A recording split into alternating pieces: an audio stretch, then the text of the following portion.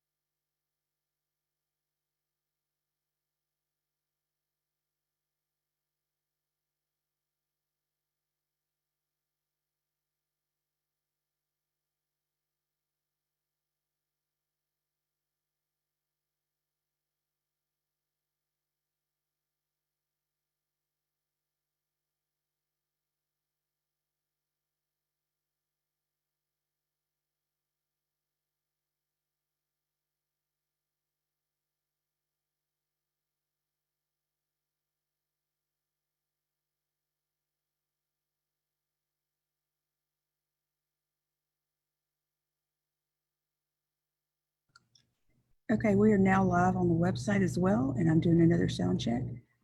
Thank you guys for your patience, and we'll be going live shortly.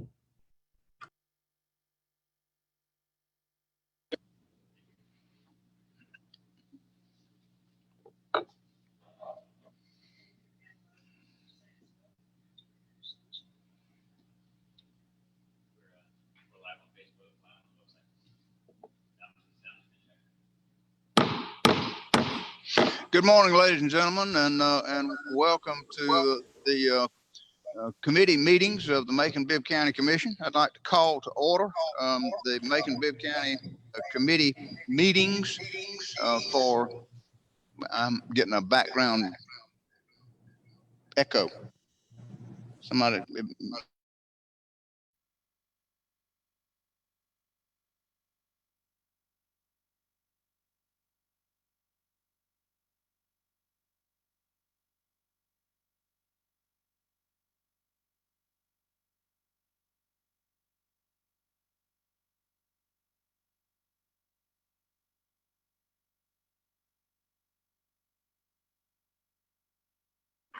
Hey, the mayor's muted on my end.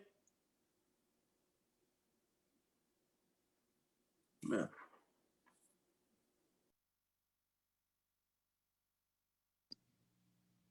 All right, let me try that now. How's that? Can everybody hear me now? Okay. All right. Thank you very much. I appreciate. Sorry for the confusion. Let me read this notice again then, since I don't know how much of it you were able to hear. Pursuant to the instructions from the President of the United States, the Honorable Donald J. Trump, the Governor of Georgia, the Honorable Brian Kemp, as well as the Mayor of Macon-Bibb County, Honorable Robert A.B. Rickert, the Macon-Bibb County Committee meeting scheduled for Tuesday, June the 9th, 2020, will be available to the Macon-Bibb County Commissioners by conference call only for the 9 a.m. Committee of the Whole meetings, as well as the 10 o'clock approximated Economic and Community Development Committee, the 10:30 Facilities and Engineering, 11 o'clock Operations and Finance Committee. Also, we may, depending on our schedule, go straight into the special call meeting at 1 o'clock. But if we get through early, we may dial back into that. But the 1 o'clock special call meeting has one item on the agenda, and that is the approval of the budget for FY21. That also will be available to commissioners by teleconference only using this Zoom. The commission chambers will be closed to the public and the press as we follow the recommendation from the White House to limit public gatherings in order to slow the spread of COVID-19. Therefore, the public and the press may only access these meetings simultaneously online at www.maconbibb.us or www.facebook.com/Macon-Bibb County. With that having been said, I'd like to call to order the first of our scheduled committee meetings, which is the Committee of the Whole. And to begin, I'm going to ask the clerk to call the roll. Be prepared to unmute yourself and respond when she calls your name. Madam Clerk? Yes, sir. Commissioner Al Tillman, I am here. Commissioner Burt Bivens, Commissioner Joe Allen. He's there. Commissioner Elaine Lucas. Here. Commissioner Larry Schlesinger. Commissioner Mallory Jones. Here. Commissioner Janice, Scotty. I am here. I'm sorry, I was on mute. Didn't Thank know you, it. Commissioner. Commissioner Scotty Shepard. Commissioner Virgil Watkins. Here. And Commissioner Valerie Wynn. Present. I count 7 members present. I would be 8, so we do have a quorum for our committee of the whole meeting. Again, please mute your microphone unless you are speaking, so that will minimize the amount of feedback we have. First item on our agenda is the approval of the minutes of our May the 26th committee meeting. Are there changes or corrections that anybody noted that needed to be made? If not, can I get a motion to approve the minutes? Got a motion and a second. Further discussion? Hearing none, all in favor of approval of the minutes signify by saying aye. Aye. Opposed, say no. The ayes have it. The minutes are approved. Next item on our agenda is a presentation regarding the Virgil Powers School site and the success that the Urban Development Authority has had in getting a developer who is interested in putting in a development which will provide workforce housing. Specifically, this is they are trying to get low-income tax credits for housing for older persons. Still have Could you get reverb. Janice to mute her, Ms. Ross to mute her mic? She's live. I think she's sitting right next to you, and that's creating feedback, maybe. Sorry. All right. Are you muted now? All right, see if that helps. Immediately. That better? Good. So the Urban Development Authority has been working with the developer, Woda Cooper. And Woda is W-O-D-A, Woda, and Cooper, C-O-O-P-E-R. They are a very prominent development firm, and they are trying. We're still getting the feedback. See if that's better. I think Sarah had her mic. No? I don't know why we're getting feedback now then. Dude. I'm muted. No, you're not. Oh, well, I don't know how that. Got it. That better? We'll see. Okay. I think we're getting there. Slowly but surely, we're muting everybody that needs to be muted so we don't have the echo. But Woda Cooper is the developer, and they are looking at the Virgil Powers site and been working with the Urban Development Authority. We are very pleased and excited to have online with us a representative of Woda Cooper, Dennis Blackburn, who is actually living in Savannah. But I'll turn this over to Dennis Blackburn. He is going to tell us a little bit, I hope, about Woda Cooper and a little bit about Hawthorne Commons, which is the name that they have given to the proposed development that they're working on. Mr. Blackburn, thank you very much for being with us, sir. The floor is yours.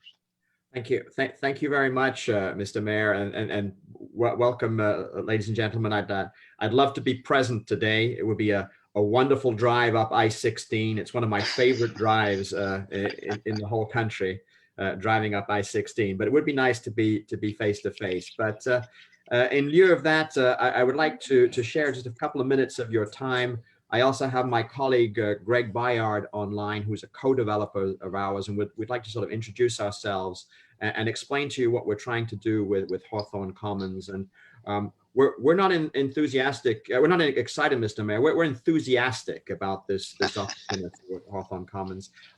Is it okay, sir, if I actually take control of share my screen with you at this point for a presentation? That would be fun. Okay.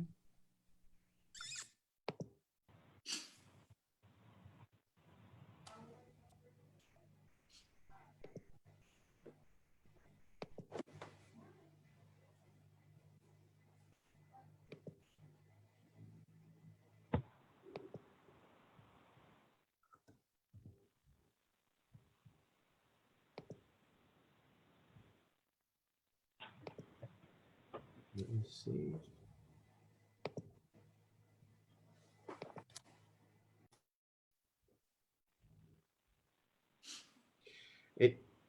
It's actually telling me that the host has disabled my ability to share my screen.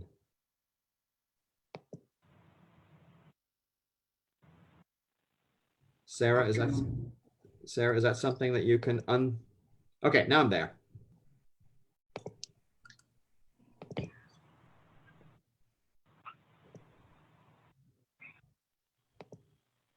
Okay.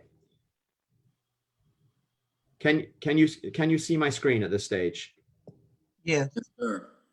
Very good. Okay, well, as mentioned, I'd like to sort of first of all introduce ourselves. My name is Denny Blackburn with Woda Cooper Companies, and my colleague and partner Greg Bayard from Parallel Housing. We first like to give you a little introduction to our companies, and then share with you some of the basic data that we are using to work on Hawthorne Commons. As Mayor indicated, this is the name of the development that we are calling it, simply because it's between 2nd and 3rd Street and Hawthorne Street. So that's the way we've called it, Hawthorne Commons. We'd like to then share with you our initial site concept design and some of the floor plans that we are looking at. And we'd like to explain to you what's going to go into these existing historic buildings and the new building beside it that we would like to build. And then we'd like to finish off with some pictures of some other developments that we have done. Some are also historic redevelopments that the Woda Group has done in other states, and then several of the developments that we have done in Georgia itself. So as Mayor indicated, Woda Cooper Companies, it's actually a privately owned company created and owned by Jeff Woda and David Cooper, formed in 1990. In fact, on May the 2nd, we just celebrated our 30 years of existence. Headquartered in Columbus, Ohio, and I am based here in Savannah and run the Southeast operations. We have developed multifamily developments in 15 states at the moment, and seeking to increase our footprint into a 16th state. We have to date developed over 350 projects, and we own all of our projects except one project that we sold. But we definitely develop our projects, we manage our projects, and we own them. We do not flip. We do focus on what's referred to as affordable workforce housing, and have been ranked by Affordable Housing Finance magazine constantly in the top 10, top 15 over the past several years, and we are currently ranked the 10th affordable housing developer in the nation. This leads us to manage well over 13,000 units. And as mentioned before, we are definitely long-term owners. We come into a community, we like to establish a presence, and we're there for the long run. We like to grow and know the community well. We have partnered in Georgia with Parallel Housing, Inc. Greg, would you be able to introduce your organization? Certainly. Excuse me. This is Greg Bayard with Parallel Housing. We are a 501c3 nonprofit affordable workforce housing developer. We were established in 2002, so we had 18 years primarily in the Georgia market, and partnered with WODA in around 2010. So we've got 10 years of partnership. Together in Georgia, we've co-developed, I think 9 different properties, and then 1 in Kentucky.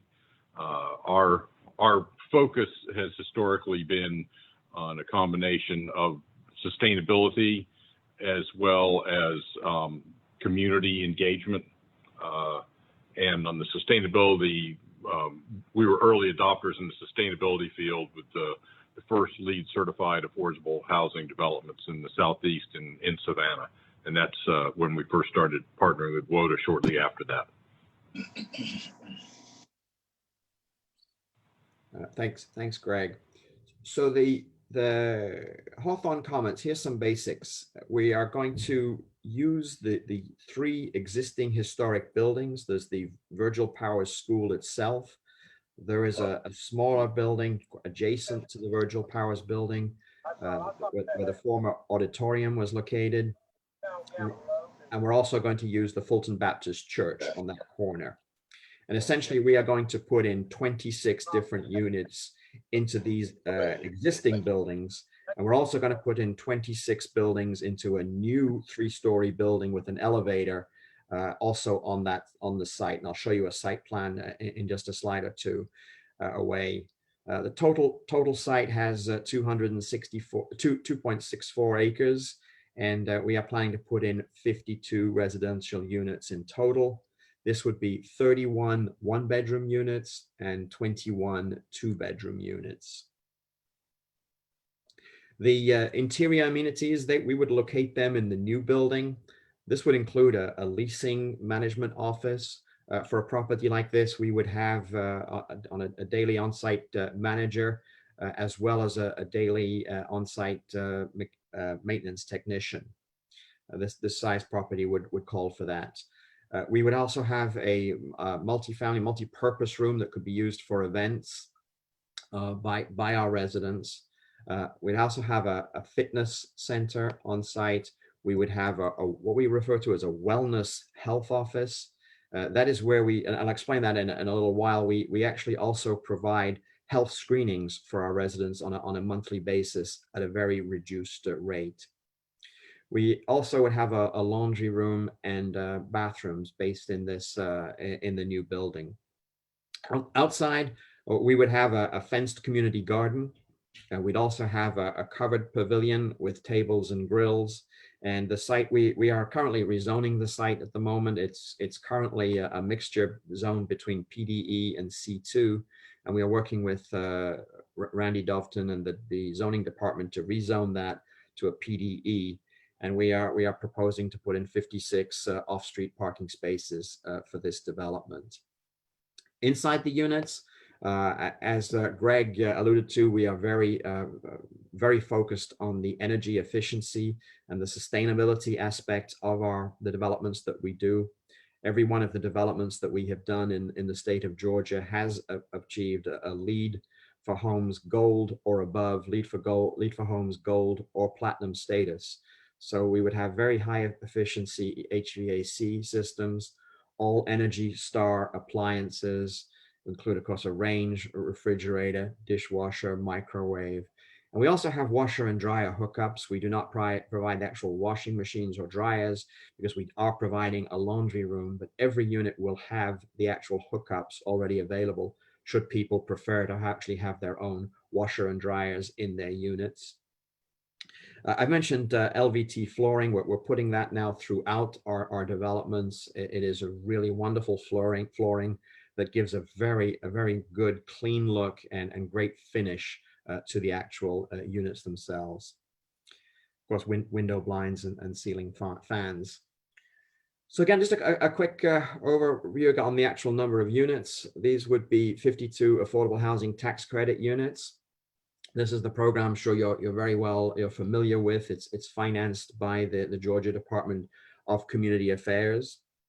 We are targeting for this particular development the tenant base referred to as Housing for Older Persons, HFOP. And that requires that one person needs to be 55 years or older within 80% of, within 80% of the residential units. And the reason we're going actually for this designation, well, first of all, I should mention, I totally oppose to using the term old people for 55 years and older. That's just not, no, that's not the right terminology. But anyhow, the reason we're going for this tenancy, the HFOP, is because the Macon Housing Authority is also putting in an application in this round to DCA, and they are going for a multifamily development. It's at the Daybreak. I believe it's near the Daybreak, Daybreak property, and they are developing that. And we do not want to compete head to head.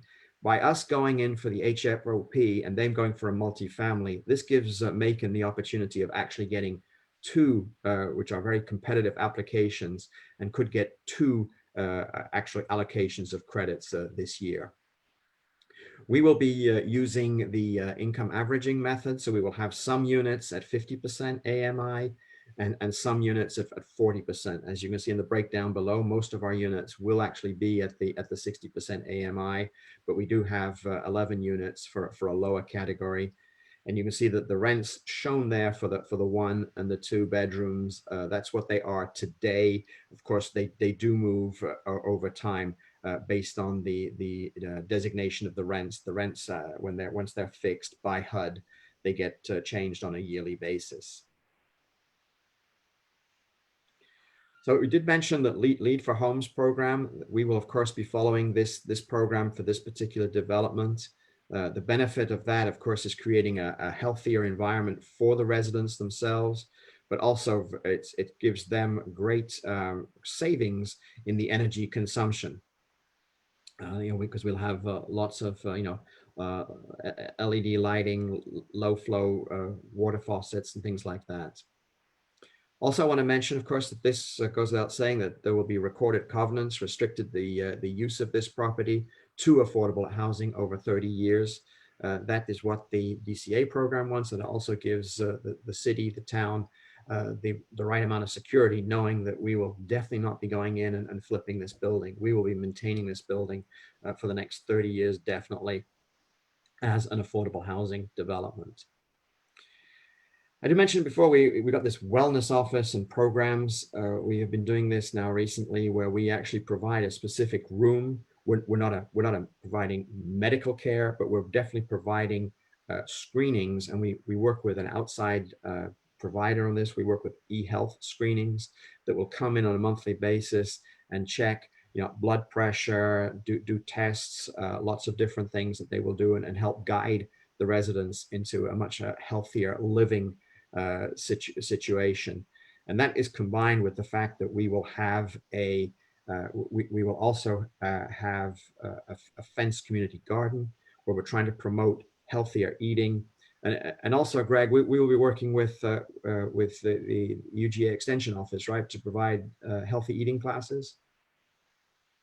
Yes, that's correct. They have a program that's not available everywhere in the state, but fortunately it is in Macon. It's called FNEP, where it's sponsored from the USDA, and the UGA Extension will come in and do monthly healthy eating educational sessions, and prepare sample meals and provide recipes and whatnot for the residents. Yeah, and our multi-purpose room will actually be equipped with cooking facilities as well. I just mentioned, water construction, water management. That's simply to sort of remind it. We are actually a cradle to grave type of development organization, fully integrated vertically, where we actually have our own construction entity. We have our own management entity, and I think this is really good because we don't blame one of the facets to the other. It's a seamless process between, as we go through from development, pre-construction, construction, and then to management. And then just a reminder that the current budget is about 11.8 million for this particular development.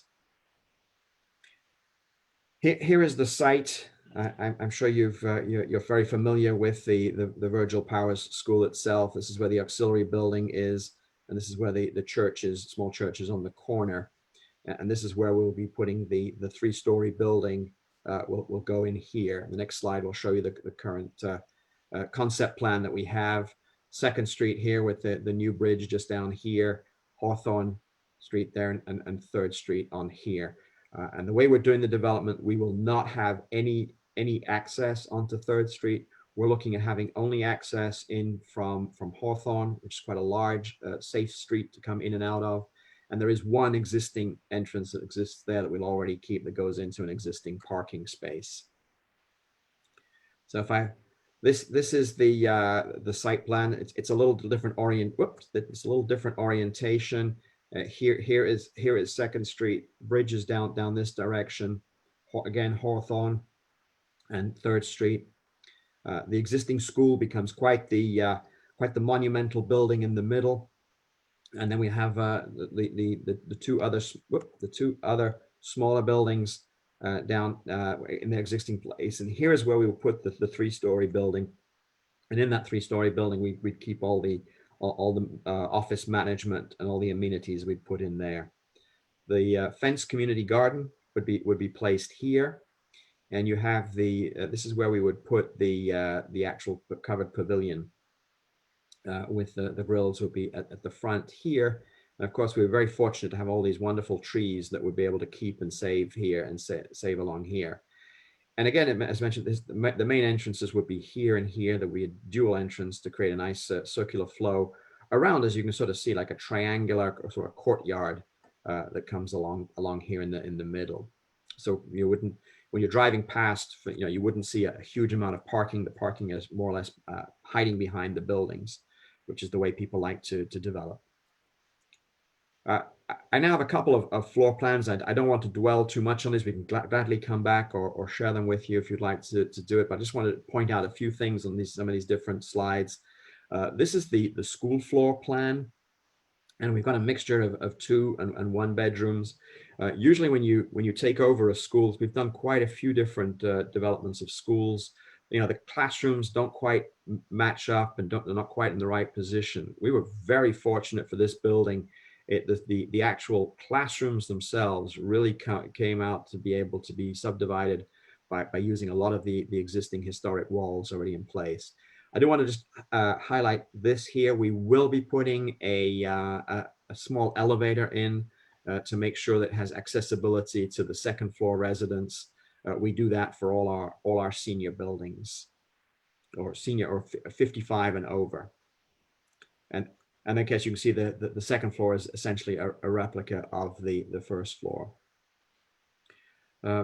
The auxiliary building would simply be used for four units of 1 bedroom size units, and the existing church would be converted into 4 2-bedroom units. Very, very sort of straightforward renovation. The new building floor plan. Excuse me, Sure, can you go back to the church? Yes, ma'am. Because that's a historic church. Yes. One of the oldest ones, I think, in the city, if not the oldest one. So Right. tell us again, Yeah. and tell me a little bit about how you plan to, what parts of it you plan to preserve, because I understood that church would be preserved pretty much. And so tell us about that. That is a great question. Of course, we would of course work with SHPO, the State Historic Preservation Office, on what would be done. Whatever, we would keep the outside of the church would be kept totally as it is. We wouldn't change anything. We would just replace and repair any items on the outside that needs to be done. And on the inside, then we would keep all the windows and all the perimeter.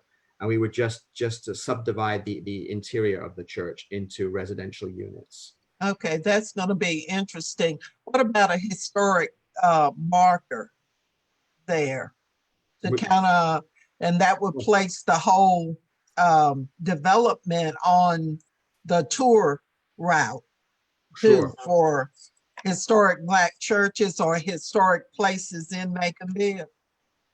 Yeah, Commissioner, we would love to work with you on that. So we would love to do it. It's already got a nice sign outside. We would gladly do that. We'd even place a marker even somewhere else. So.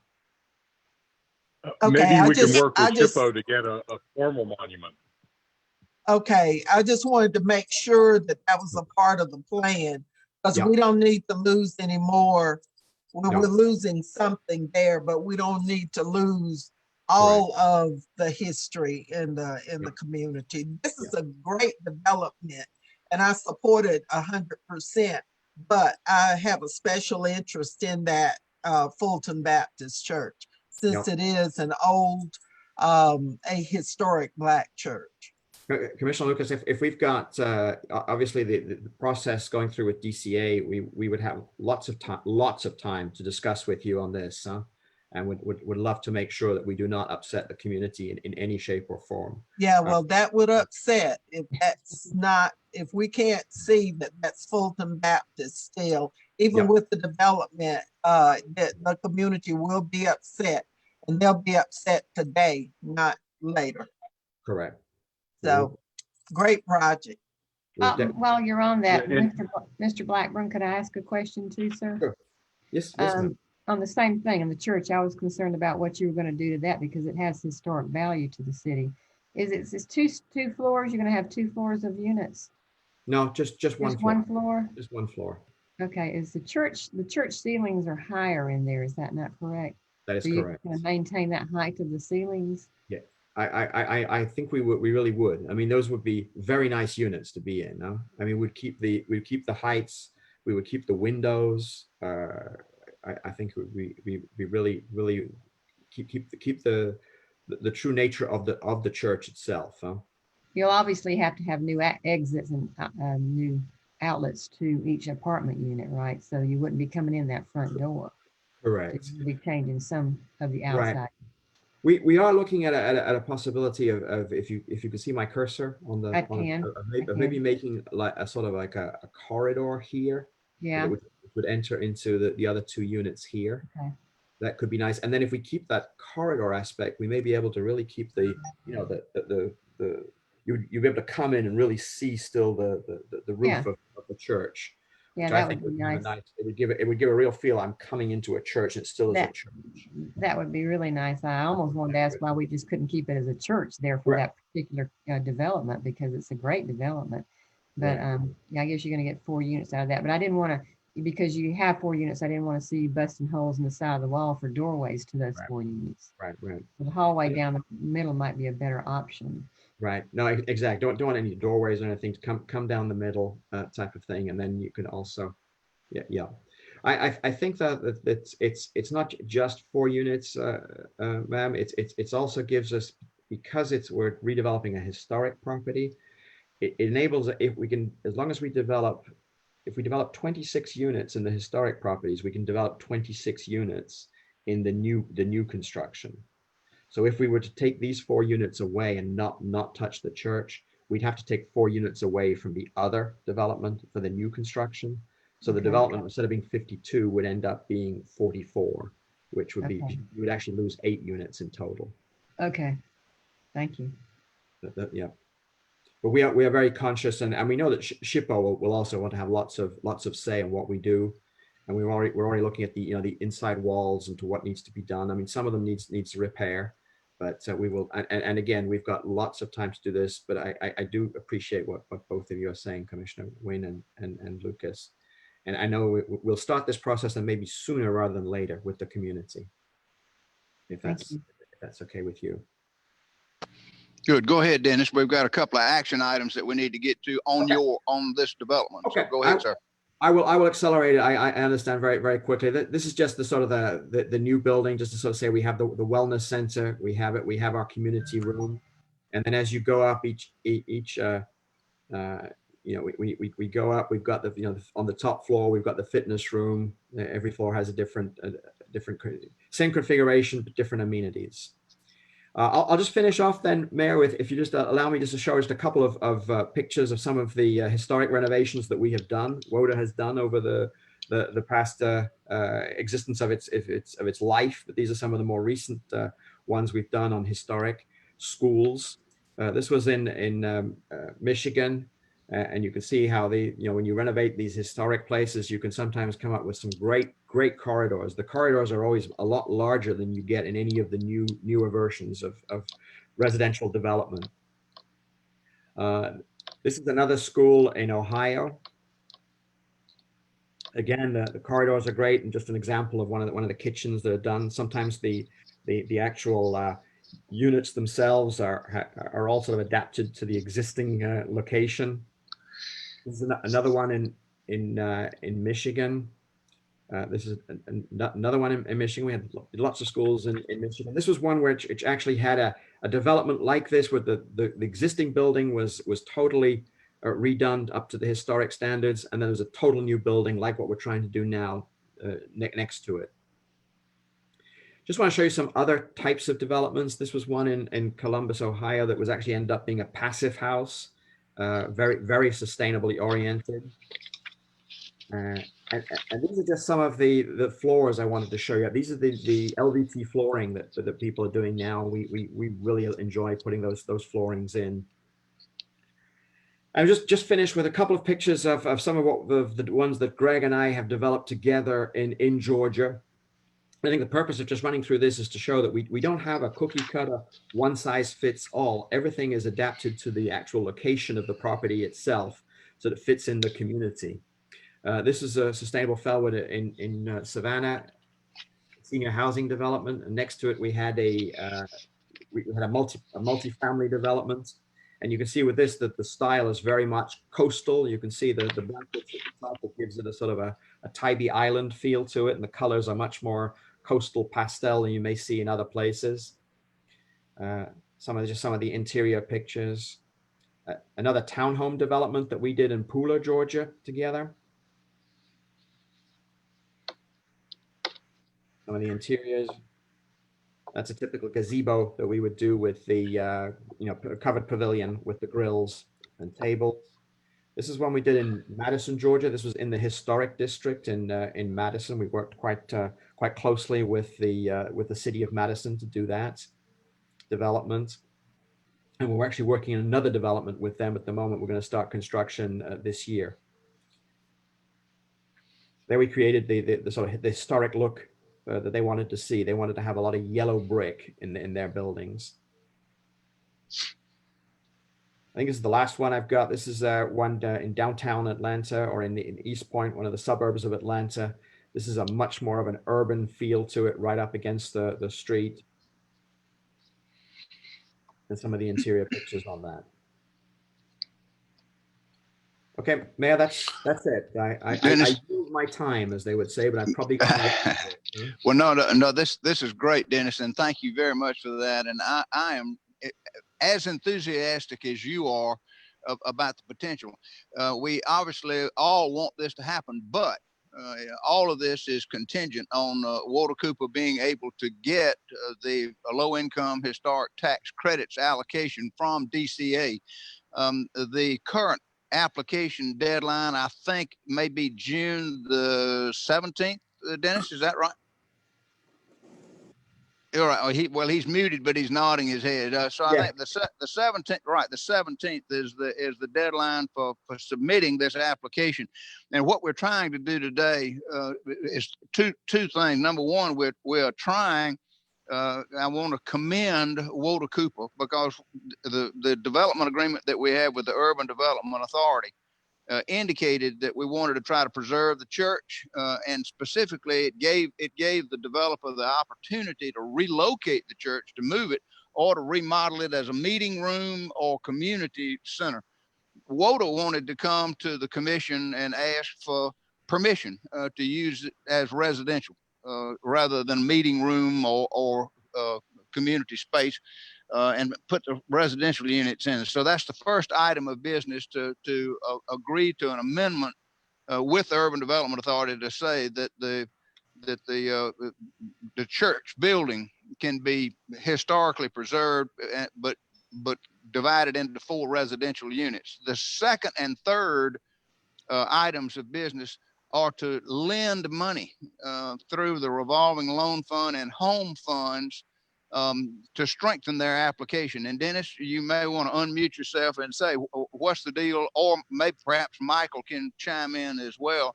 What's the deal on our loaning money, and why does it give you additional points? Yeah, if I may start and explain that what we're trying to do here, as you know, it's a beauty contest at DCA. It's all about scoring, and what they want to do is they give additional points to applications that come in where the community is supporting the deal financially. And so that's what we're requesting today. We're requesting financial support, and that equates to, not, first of all, of course, Mayor, it helps fill the gap on the funding, but most importantly too, it provides the most valuable points in the scoring application. And I think we're with these, if you agree to help finance this, we could score the extra points to make this a really competitive application. Right. We recently had. Somebody's got to mute. We recently had a similar resolution where we pledged funding out of the revolving loan fund to the housing authority for their development on 7th Street next to Daybreak. So we did the same thing for them. So here we are trying to get, and it's a Herculean effort to try to get an application for low-income housing tax credits for your community. It's a super Herculean effort to try to get 2 in the same year, which is why, as Dennis said, they put themselves into a different category. So it's to increase the chances or the possibility that we could get 2 of these tax credit applications done. Michael, are you on the line? Didn't you work with Dennis in trying to do these resolutions? And can I call on you to kind of walk us through the first, which is the modification of the development agreement with the Urban Development Authority to allow residential units, and then the second and third being the loan amounts? Michael? Yes, Mr. Mayor. Yes, Mr. Mayor, I'm here. So let me pull up the resolution to change the novation. So back in September, I mentioned the commission passed a resolution to end the deal with the Urban Development Authority, whereby, like, a few years ago we had conveyed the property to the UDA to allow them to try to market it. They were not able to have a developer come in through that effort, and that deal expired. And so in September, the commission adopted a resolution to amend that agreement and basically to allow them to try again. And I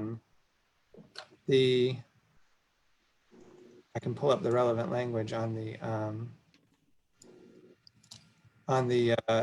new resolution now. There's a paragraph in the agreement we made with the Urban Development Authority that says, specifically for the Fulton Baptist Church property, due to the historic nature of the church parcel, there shall be a stipulation placed on any purchaser that the sale of the property shall be contingent upon the purchaser agreeing not to demolish, knock down, destroy the existing building on the church parcel.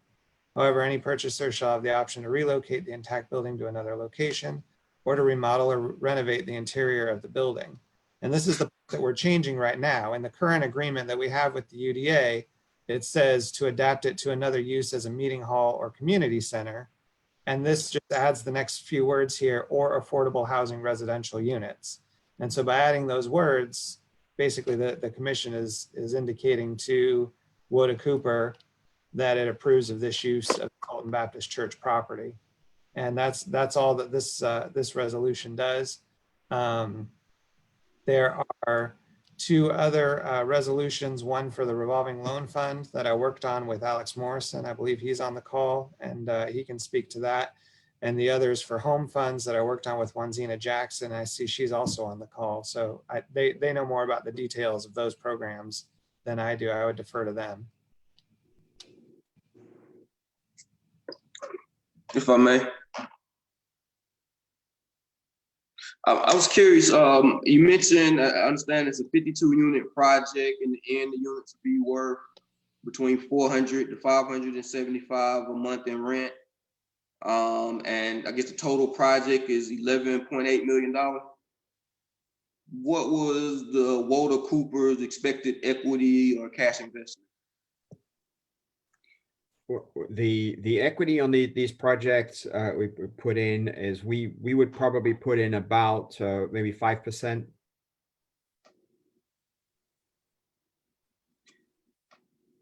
But we carry all the pre-development expenses. Of course, we've probably already spent about 25,000 and counting at this stage, and we don't know, of course, until if we get a deal or not. But we handle that risk. Okay, so about $500,000 in cash equity investment. Yeah, deferred development fee. All right. And what type of return on investment annually are you expecting in the project? So we don't look at it in that way. It's not a market rate development. We look at it to cover that it's sort of built that the cash flow just covers the expenses. So. Cash flow covers the expense. There's no, because the rents are limited. So the rental income comes in and that covers the operating costs and leaves a very small cash flow at the end. Yeah, that's what I was wondering. What is that cash flow at the end? What do you call small? 1%? Yeah, I don't have it in front of me, sir. But yeah, about what 1%. While we're talking, I'll look it up for us. So yeah. Other questions from other commissioners? Commissioner Washington, didn't mean to cut you off. Yes, sir, Mr. Mayor. Commissioner Wynn? Yes, Can sir. I ask Mr. Blackburn a real quick question? Your WOTA construction firm, is it going to use local labor? Dennis, you're muted. You muted. Yeah, you're muted. Hey, now you're open. Oh, good. Okay, sorry about that. We're getting there. Yes, we would definitely use local construction. Local firms, local thing. We would be the general contractor. Right. But we would come in with, our general contractor and a superintendent and a project manager, and then we would hire locally. In fact, when we talk to the UDA board, we would very often organize like a job fair in the area, and we would look for people locally, and we also would seek to hire Section 3 people as well, of course, to provide local assistance to different projects. So. Okay, good. Thank you. Are there other questions or comments specifically about the first action item, which is the amendment to the novation agreement to allow the residential units in the Fulton Church building? Other questions about that? Yeah, on the funding for the thing that you just mentioned. So it total cost of $11.8 million. Holder Cooper is putting in $550,000 cash, and the county is also contributing $575,000 in the form of a loan. Am I understanding that correctly? Correct. Yes. All right. And that loan's terms are what interest rate? The way it works, sir, is to score the points. The loans have to be at the long-term monthly AFR rate, which is currently at 1.01%. 1. And were we donating the land or selling it? Leasing. Yeah, we're leasing. It's actually a long-term lease, but it's a very low lease rate that also is required to get points for the low-income housing tax credit. So it's an additional buy-in. But at the end of is it a 30-year term? Yeah. No, it's a 45-year term. 45 years. At the end of the 45 years, the property comes back to the Urban Development Authority. And just remind me how much is you said low, but could you quantify low for me? It's $100, sir, a year. Which is a lot more than we're getting now, Dennis. Other questions, comments about the first action item, which is the approval of the amendment to allow residential units in the church building. Other questions, comments? If not, can I get a motion on that?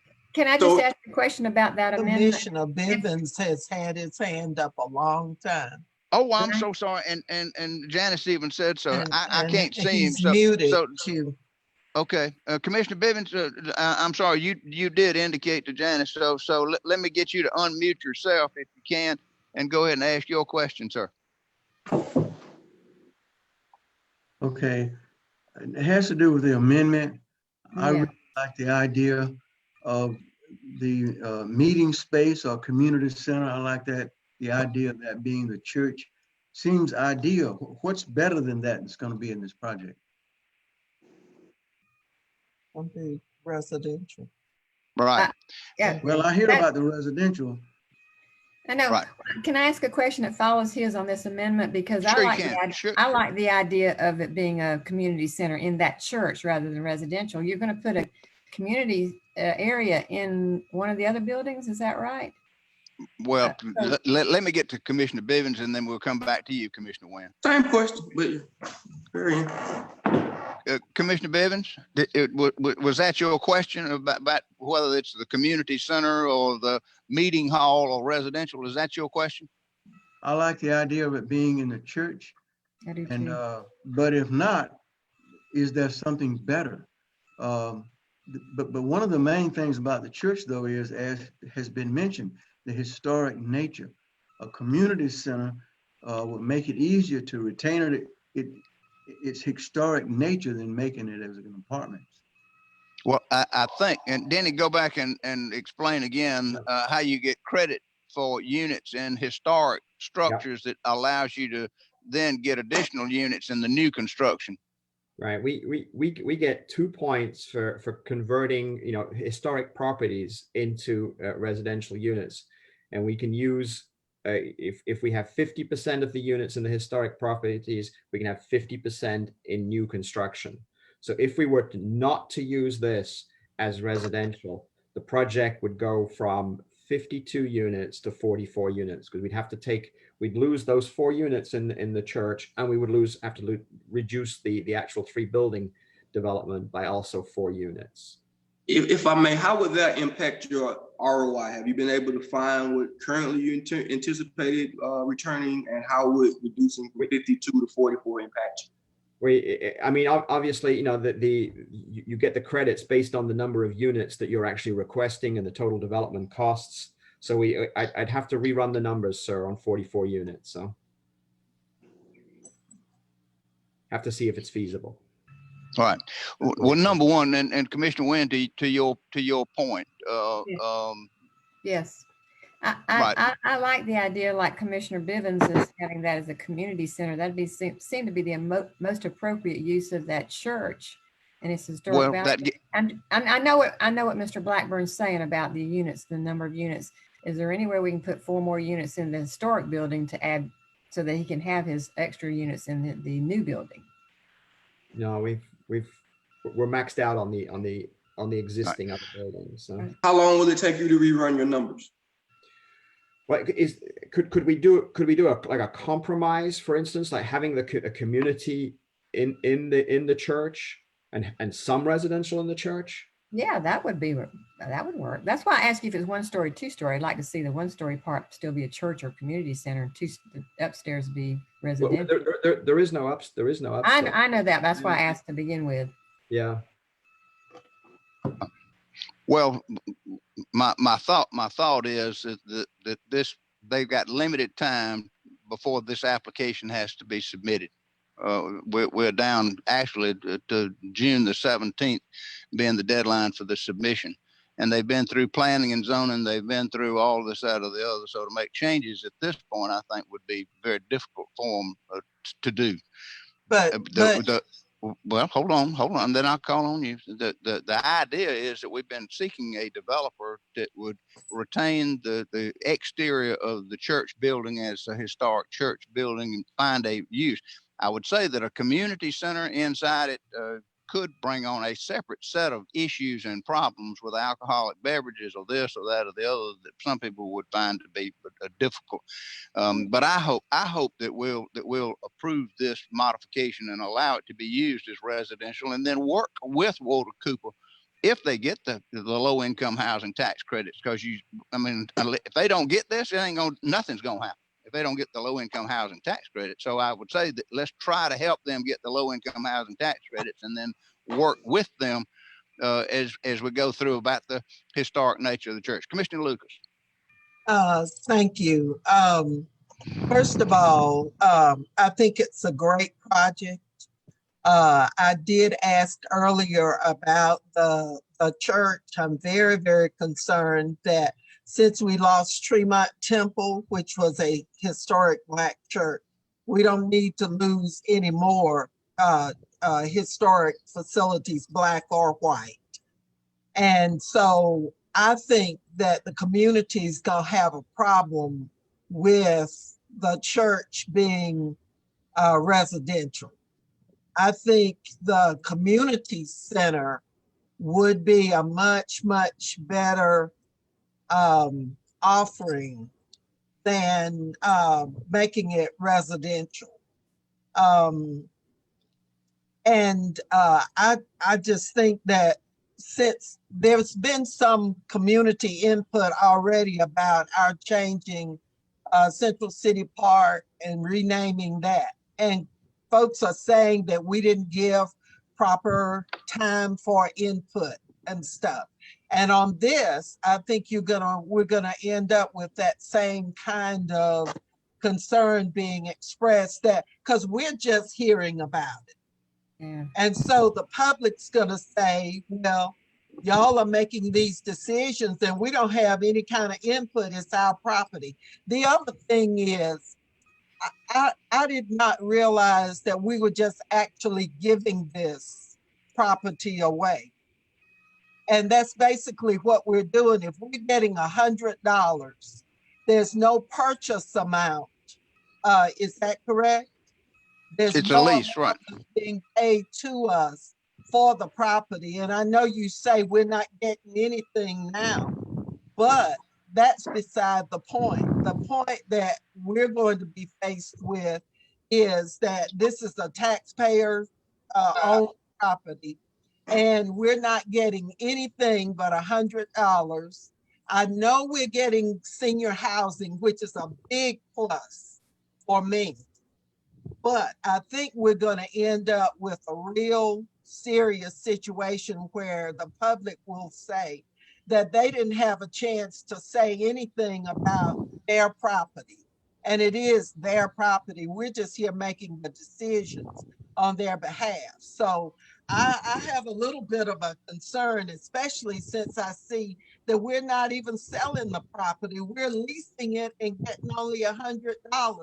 Now, the firm that's doing the development, I know they need all this for tax credits and to get extra points and stuff.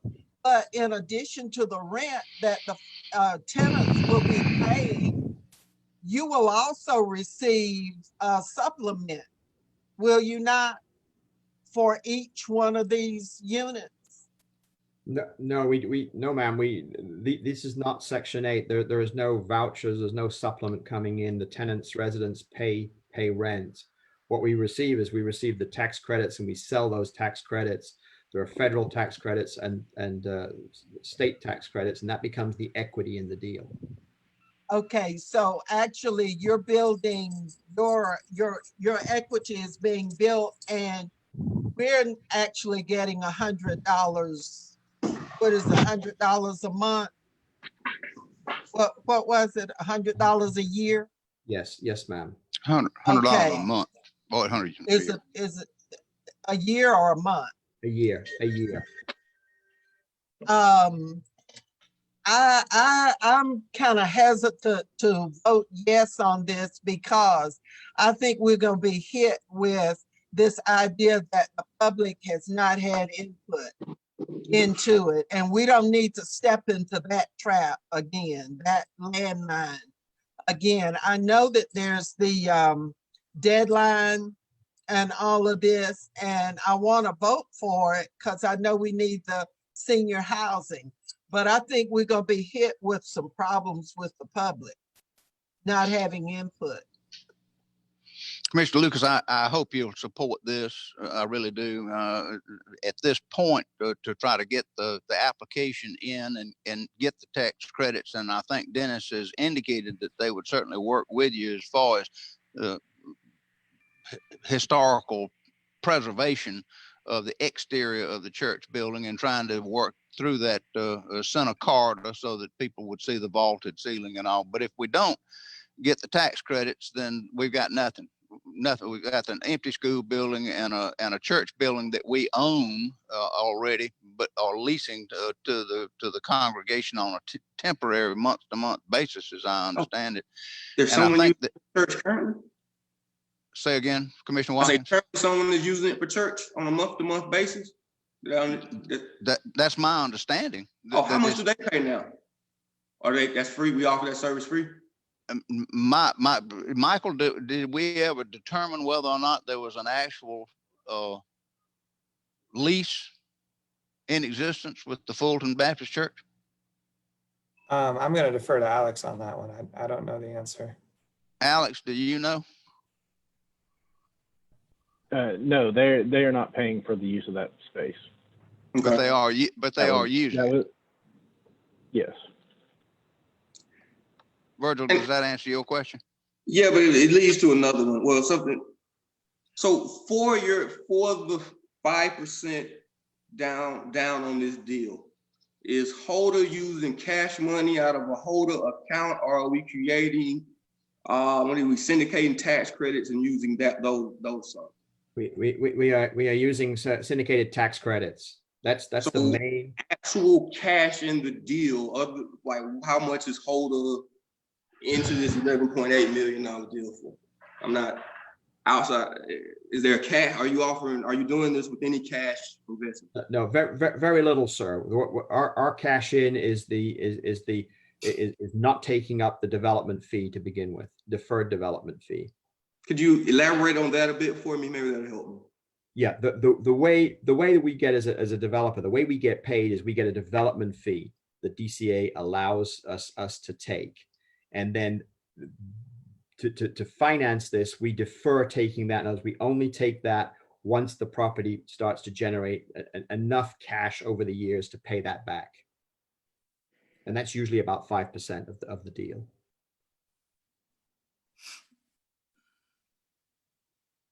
Commissioner Jones, I had you next. If Commissioner Watkins, if that was an answer to your question, and no, without follow up, Commissioner Jones. Yes, sir. Most of these deals seem to have the same parameters each time. There's very little cash put in by the developer. 2 or 3 points. I wish that I'm not sure what's the scope of what is a low lease. Seems to me $100 a month instead of annually would be considered a low amount lease. So, we weren't involved in the negotiation, and that comes up every time it seems, but because we hear it at the last minute. Regarding to Dennis, if there was a way without him having to jump through more hoops, more approvals, to designate a portion of the church as a community area, if he could do that without changing, we have to change his plans, of course, but without him having to go back for approvals from whether it be P&Z or whether it be whoever, then I think that would be a good compromise. It's a good project, and I certainly don't want to see us lose it because, as you stated, Mayor, we're not getting anything from it now.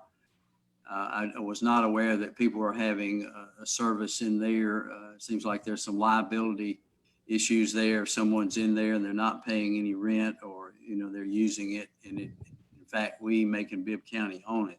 Certainly want to preserve the church and its historic nature. Next to Savannah, Macon's got more historic buildings than any place in the state, I think, and we need to continue that preservation.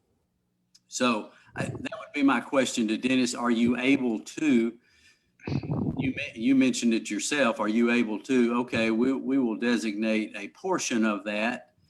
It would be walled off, sectioned off, however you would do it construction wise, and we could make that a community area and still get X number of units in there and still make your plan work?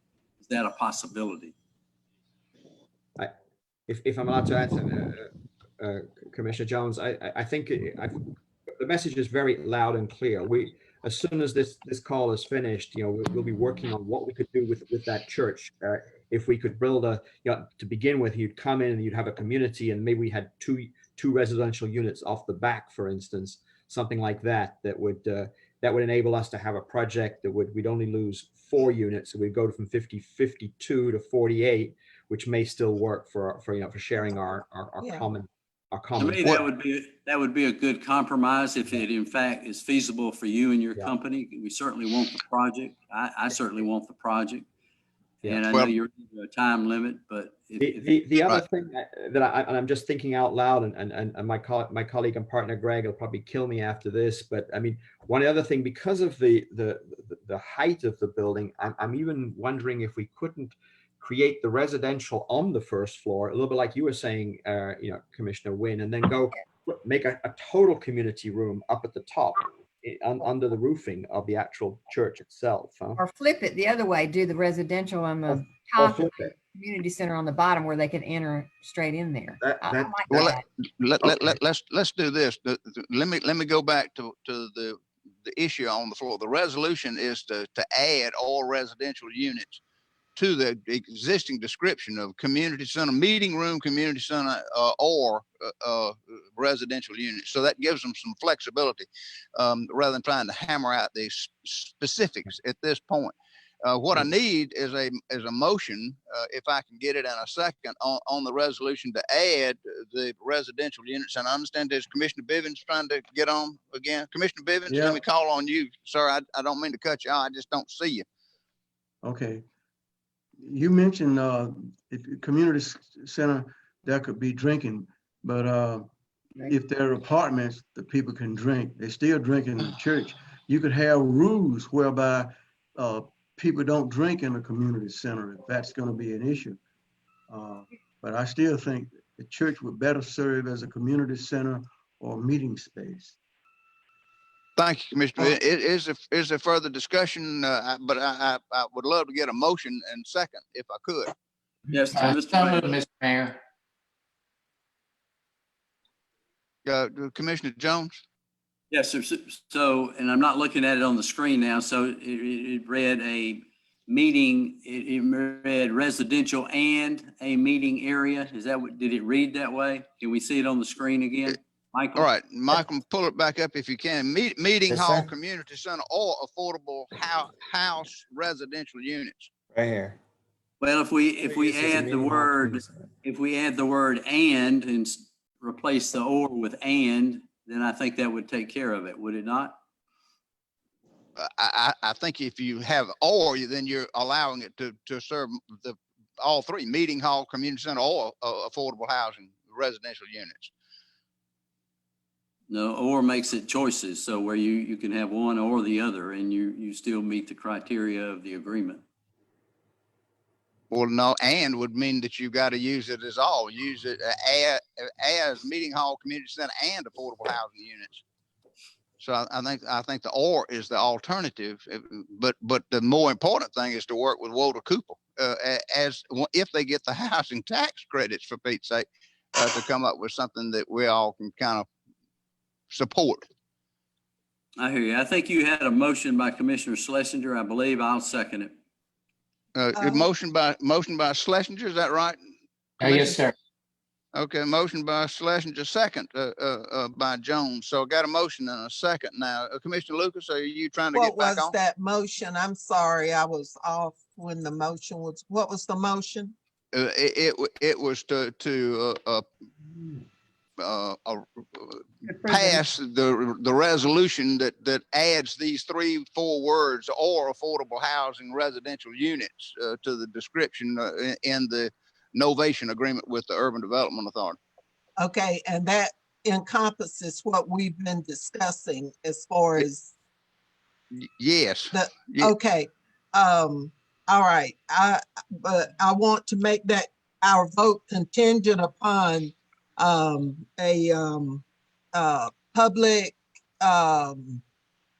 hearing of sort that we can have between now and the our final vote next week, because the worst thing that we can do, I think now, given the fact that people really want to be involved and know what's going on, I think the worst thing we could do is to move forward and see, we're just hearing about it. So, others are, once they hear about it, they're going to say, well, when did this happen? What are the details? So I think we owe it to the public to explain. And I think we've gone through enough discussion and we've reached, suitable compromise on the thing. And we need to say that as well to the public. If we pass this today, it would be on the agenda for next week. And next week we are scheduled to be back in session here and have a public meeting.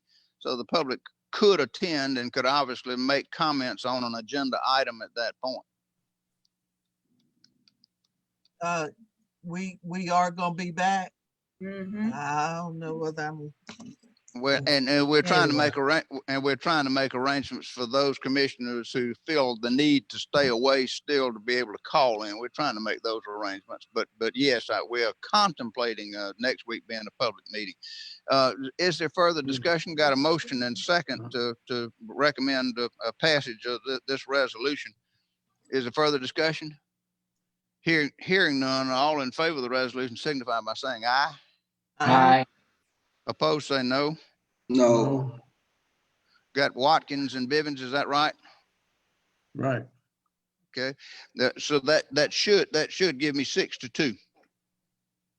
So that does include the public hearing, the public information. It'll be on the agenda and right.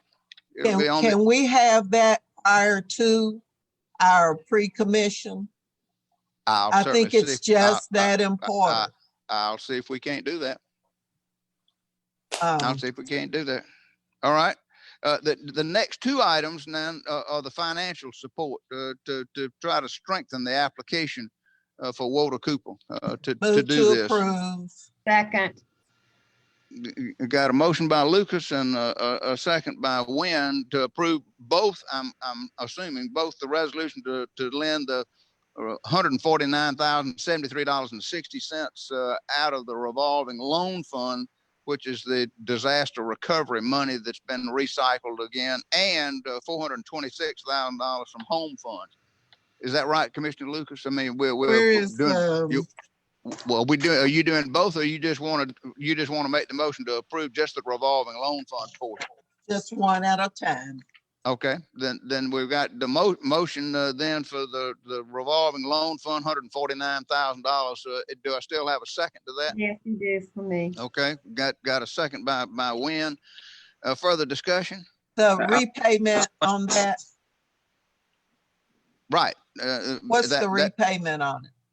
Alex, do you have that, or Michael, do you have that immediately in front of you? The terms, and when the money's to be paid back.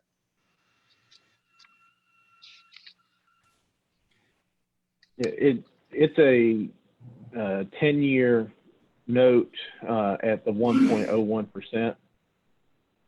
So it would be payable immediately upon project completion after they draw, but this too is contingent upon the low-income housing tax credits being approved. Commissioner, under the repayment amount, assuming it's approved and assuming the tax credits go through, et cetera, it looks like it'd be about $893 a month repayment, Alex. Is that right? Yeah, I know we want to encourage people to be involved in Macon-Bibb with these developments, but we're not going to be here forever. And going forward, we need to leave at least $1 or $2 for future commissioners to work with, to have monies coming in, so they're not faced with raising taxes all the time. And every time we enter into one of these agreements, there's a positive But the negative is that we're removing money from future commissioners who have to make all the ends meet. So that is my concern. And that's why I continue to ask, what are we getting? You know, we have to pay our bills too. And if everything's going out and very little is coming in, then we hamstring future commissions. And that's my reason for asking some of these questions. The project is wonderful, the senior housing. I'm just all for it. I'm a senior myself. I'm certainly over 55, but I still worry about future cash coming into Macon-Bibb. And if everything's going somewhere else, there's nothing for the government to operate off of. So you have to raise taxes. So that's all I'm saying. We need to reserve a space, Elaine. Hey.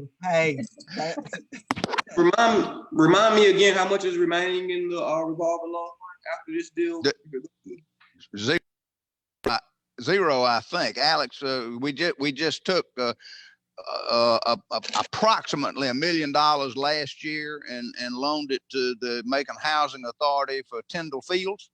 They came back again this year and took another approximately 300 that we just, how much? 375. 375 this year, about 3 weeks ago, 2-3 weeks ago. So this is the balance remaining in the revolving loan fund, the 149, and the rest of it's comprised of home funds, and that's the next resolution. This presentation gets better and better. And I will say I'm not in love with the financing, but I'm going to yield the rest of my while y'all doing this, because you lost me at the point where you were talking about an occupied church that's happening on Sunday. I understand they may not be paying a sum. I guess maybe they're paying the utilities. I don't know what the deal is. I don't know the size of the congregation, and that's just a little more than a little concerning to me. Initially, I thought we were talking about completely vacant and derelict buildings, but the fact that there's functioning stuff happening there, like I say, but I'm going to yield for the rest of it because I don't want to be repetitive. All right, is it further discussion then on the resolution C to authorize the loan of $149,000 out of the revolving loan fund? If not, all got a motion and second. All in favor of that resolution signify by saying aye. Aye. Opposed, say no. No. Got one no, so I think that's 7-1. We still don't have Shepherd on us, so 7-1. The resolution is adopted. That takes us to item D, which is a resolution to loan $426,000 out of home funds. And Juan Zena, are you still on the call with us? Yes, sir, I'm here. Any questions, commissioners, of Juan Zena about the home funds? And as I understand it, Dennis, the home funds, you can draw those down over the next couple of years. Is that right? That is correct. Yep. All right. So this is just the commitment to make them available over the next couple of years. Questions, comments? If not, can I get a motion and a second to approve this resolution? So moved. By Schlesinger. Second by Lucas. Further questions, comments, or discussions? One If thing, not, how much home funds do you have left? I'm a little over 500,000, not including this commitment. Okay, and what's the repayment? The repayment is over a 15-year period. Which means for this, how much would be repaid yearly? What will happen is that after they receive the tax credits, depending upon what the evaluation is on the tax credit deals, because sometimes that changes, that it will go to our attorneys to actually figure out with regards to that dollar amount, because depending upon what the cash flow may be, that time period we may recommend shortening. But right now the recommendation is 15 years, and it looks like it is a little, let me see, hold on.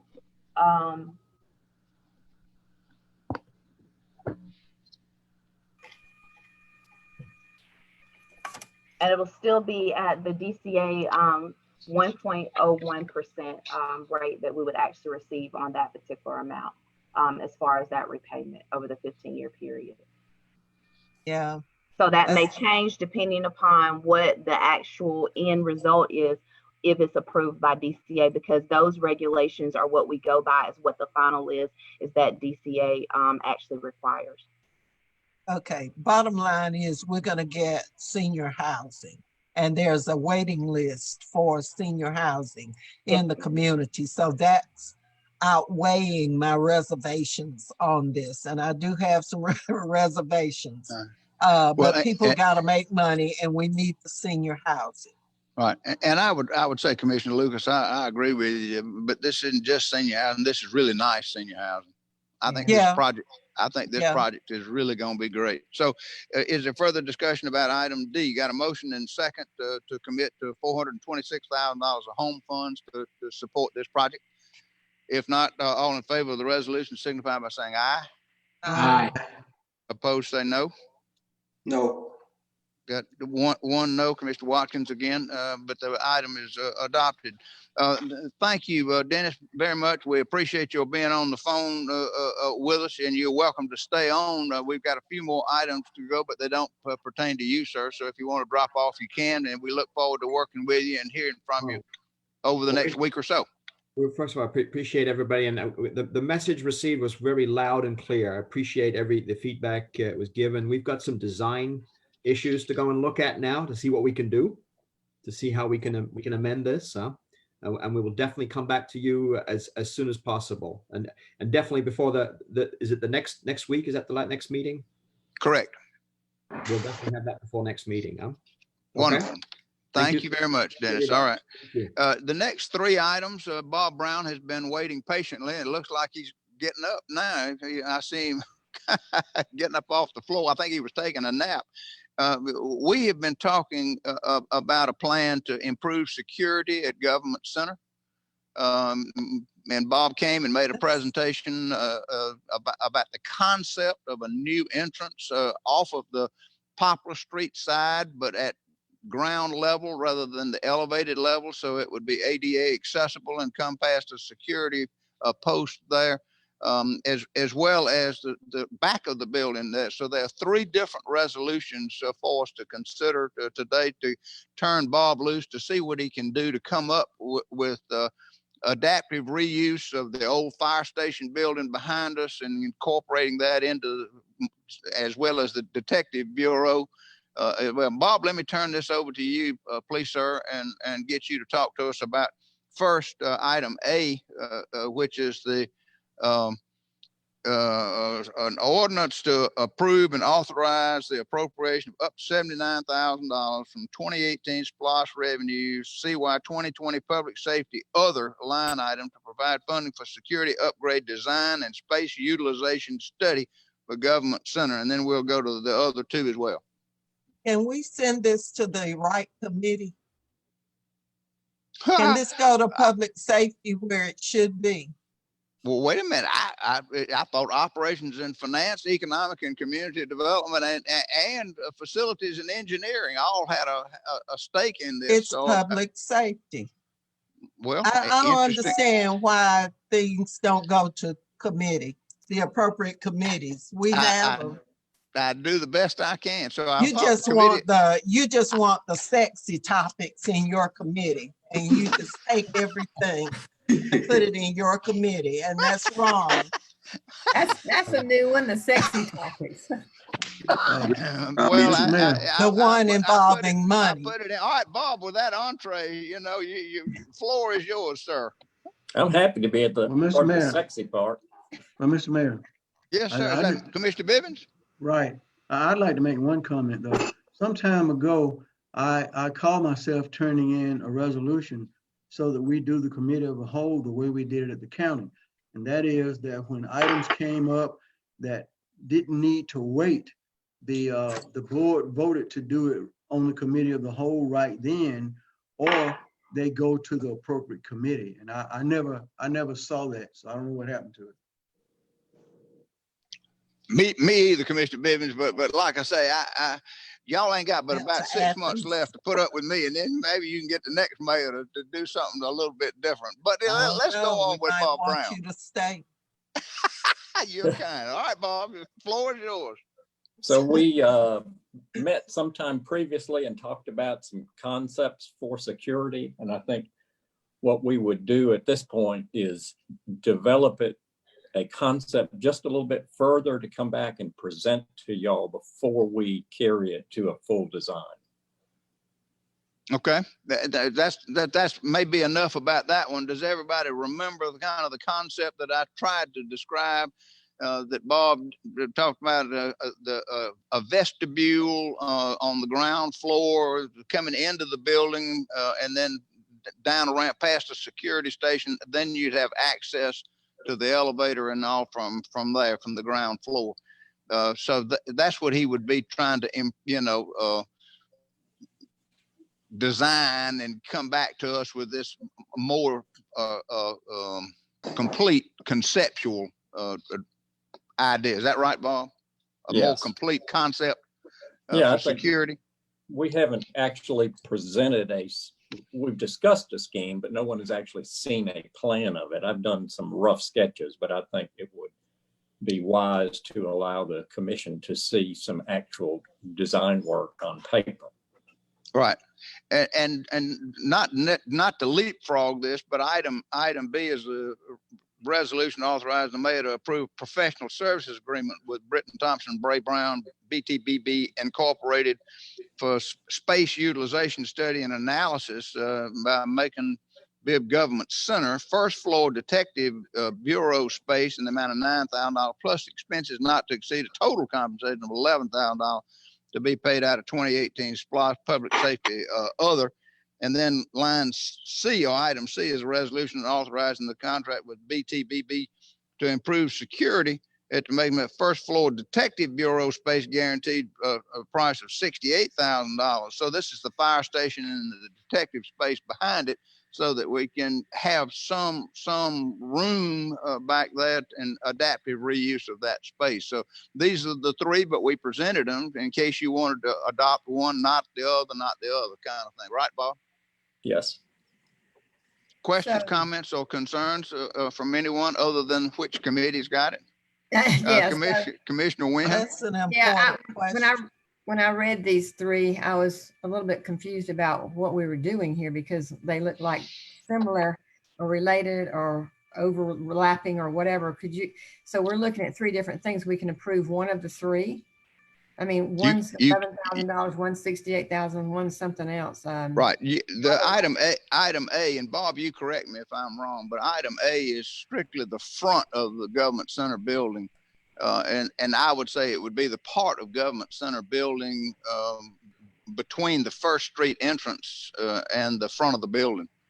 That's correct. Mr. Mayor. Michael, are you there? Yes, sir. Item A, the appropriations ordinance. It's just dedicating the money out of the SPLOST funds to fund contracts that are in items B and C. Right. Oh, okay. I'm sorry. So we do need to pass at least two of them. Please excuse me. So the item A is the ordinance to appropriate the money. B and C are the ones that actually break it out. Right. Thank you. That's what I was a little confused about. And me too. So thank you, Commissioner Wynn. Further questions, comments, or concerns?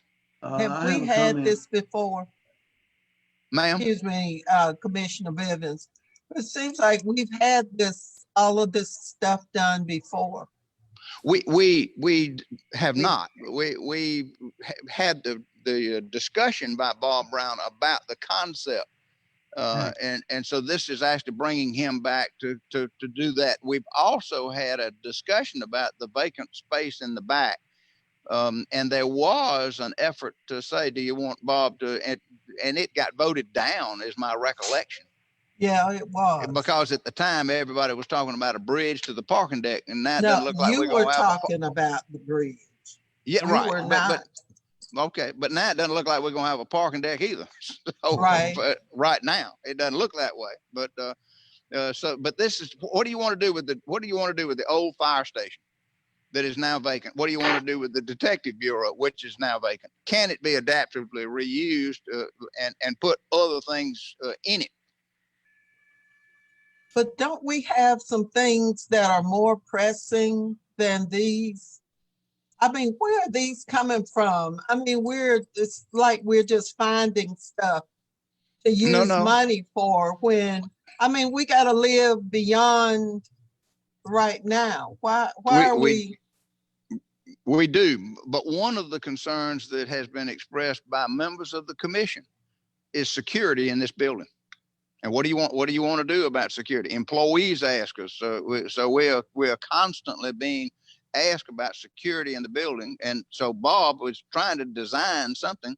There is already a plan that was presented by, I think it was law enforcement. There is already a plan that's been presented on this very same thing. And I don't think we need to continue spending money on these, especially these amounts. We did this similar thing over in that Willie Hill building, and now it's sitting over there. And my understanding is nothing's going on with it. Maybe I'm wrong, but that's what I read somewhere. Nobody's given us an update on what's happening with that building that we're supposed to be getting money from. But we just keep spending money on stuff, and we have not taken care of the priorities, the things that we as a commission have already voted to take care of. And so I just don't think we need to rush into spending these sums of money when we're going to need this money for other things after you're gone and some others are gone as well. Mr. Mayor, may I make a comment? Dr. Moffitt, I wish you would. Commissioners, we've been talking about this for probably over a year now. Yeah. And there are some, I understand there are some competing priorities, but this is something that I have a half of a building that is totally unused right now. And in order to use it, I need a plan and such things like it's not ADA. So we move anybody in there, we have to make provisions for it to be ADA. I mean, these are just examples of things that we need to do. So by getting BB, give us the plans for that. At some point, we're going to have to relocate the tenants in the Randall building to another space. So before we go out and look for building spaces or look for buying other spaces, I would like to look at using the second half of this building that's currently unused at this time. So that's why we're moving forward with this, and we're tying it in with the security issues because we've all talked about having one point of access into this building. So I met with the sheriff and he wanted to proceed and get in a plan of how we will secure this building. We put the temporary measure, just having one deputy up here that patrols the building periodically during office hours. But again, everyone has said, well, I won't say everyone, the sheriff, Mr. Brown in his architectural opinion, that in order for us to have a single point of contact, we need to develop a plan. And so that's what these this ordinance and this resolution does from that, and using it out of the public safety other category in the SPLOS at this time. Right, and the last thing I would say is that item C, which is the security in the front of the building, is $68,000 out of the total 79, and there's a $11,000 item that would allow this space utilization study of the detective space in the fire station. So would Commissioner Watkins, go ahead, sir. How much? I assume in this plan, in these numbers somewhere, they're just related to security. The concept of locking the doors and using some type of electronic key swipe to let employees in. So how much does that cost, and where are those costs in this? That's what I just said. That's item C, and that's $68,000 out of the total that we're asking for of 79. So the other $11,000 is for the space utilization in the fire station and the detective bureau, right, Bob? So no, I'm sorry. I'm asking, this 68,000 is for somebody to study it or make plans, right? No, ask Bob. Bob, unmute yourself and say, what's the 68,000 supposed to cover? But you're So- supposed to know, you're the administration. Why are you asking him? He's supposed to be doing the work. You don't let the worker determine what work you need. He's the architect. And I mean, He's the architect. He has come okay. and I'll tell you what I want. I want you to come up with something for Rosa Parks Square. That's what I want you to do. And finish those other obligations that we have. This is ridiculous. These are not priorities. So yeah, I'm still waiting on the 68,000. When I read it, it seems like schematic designs. It doesn't include actually build out. So a little clarity. It does not include build out. It includes full design services to a biddable or whether we do construction management or however the construction portion is done, but it carries through the full set of documents to be ready for construction. Right, and so like I'm interested in putting some locks on the door and adding one of those security key cards that people have to swipe or go like. So, like, how do I get to that? This doesn't still get me to that point, right? It seems like we go through this and I'm still 3 months away from being able to lock a door. Am I interpreting this wrong? No, you're correct. Okay. Unless there were some electronic locking installed now, which could be done. Yeah, that's kind of my point, right? That's security.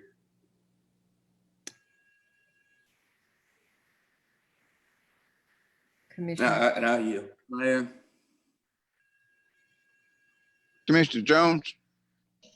Yes, sir.